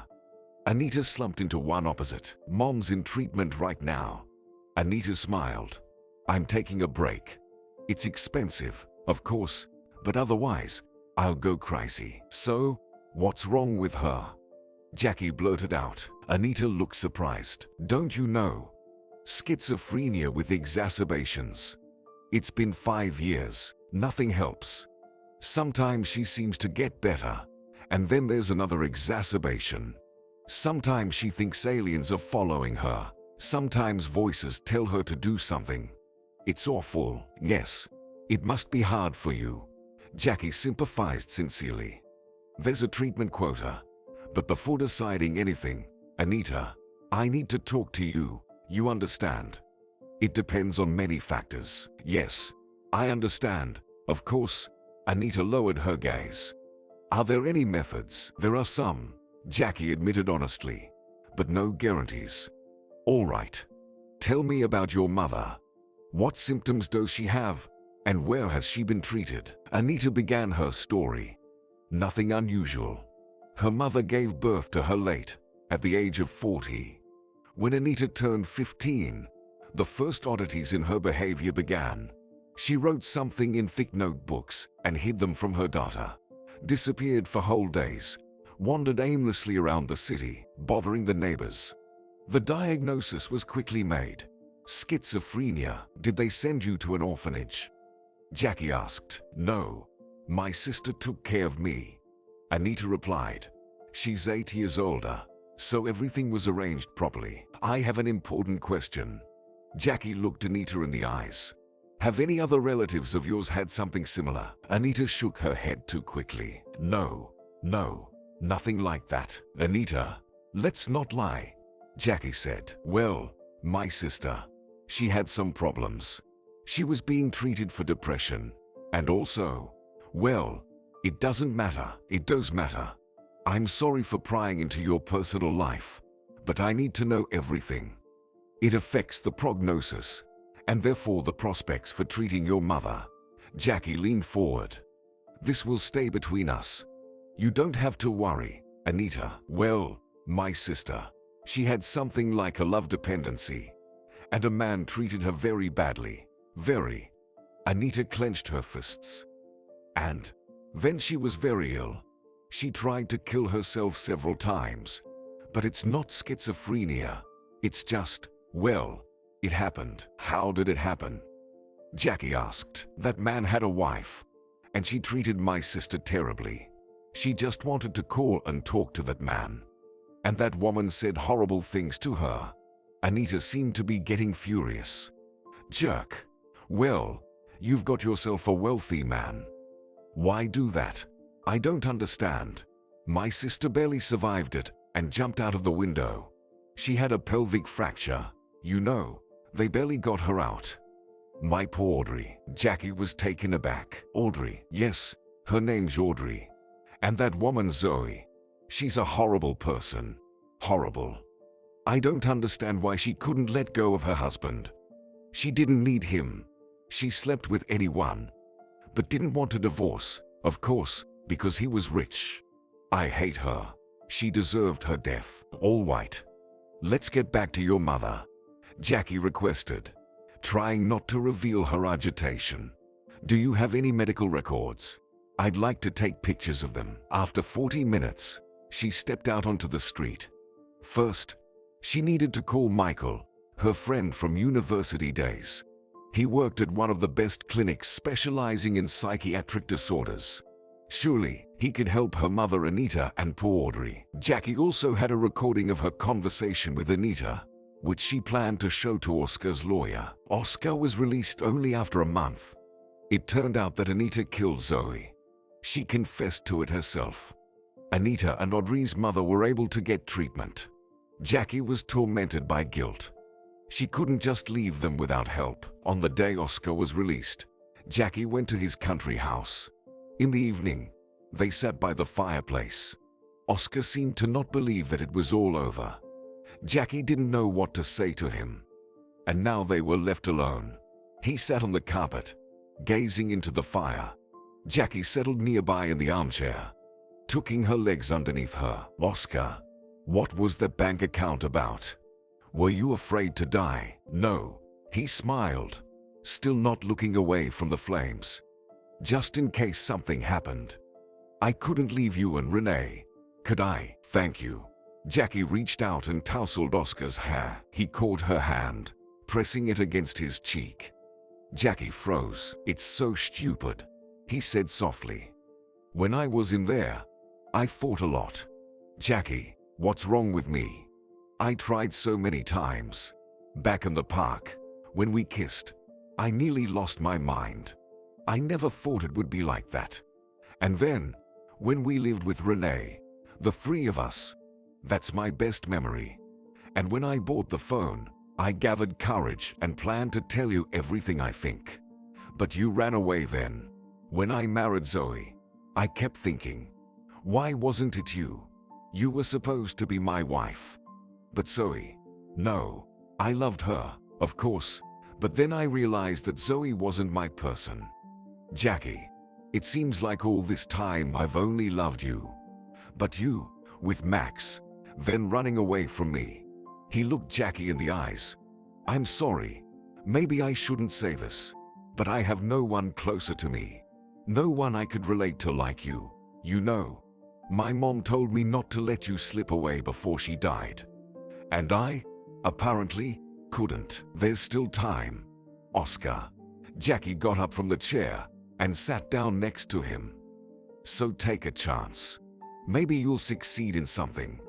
But I don't guarantee anything. You're a bit too old for me, of course, but I'll try to ignore that. Bully. He whispered.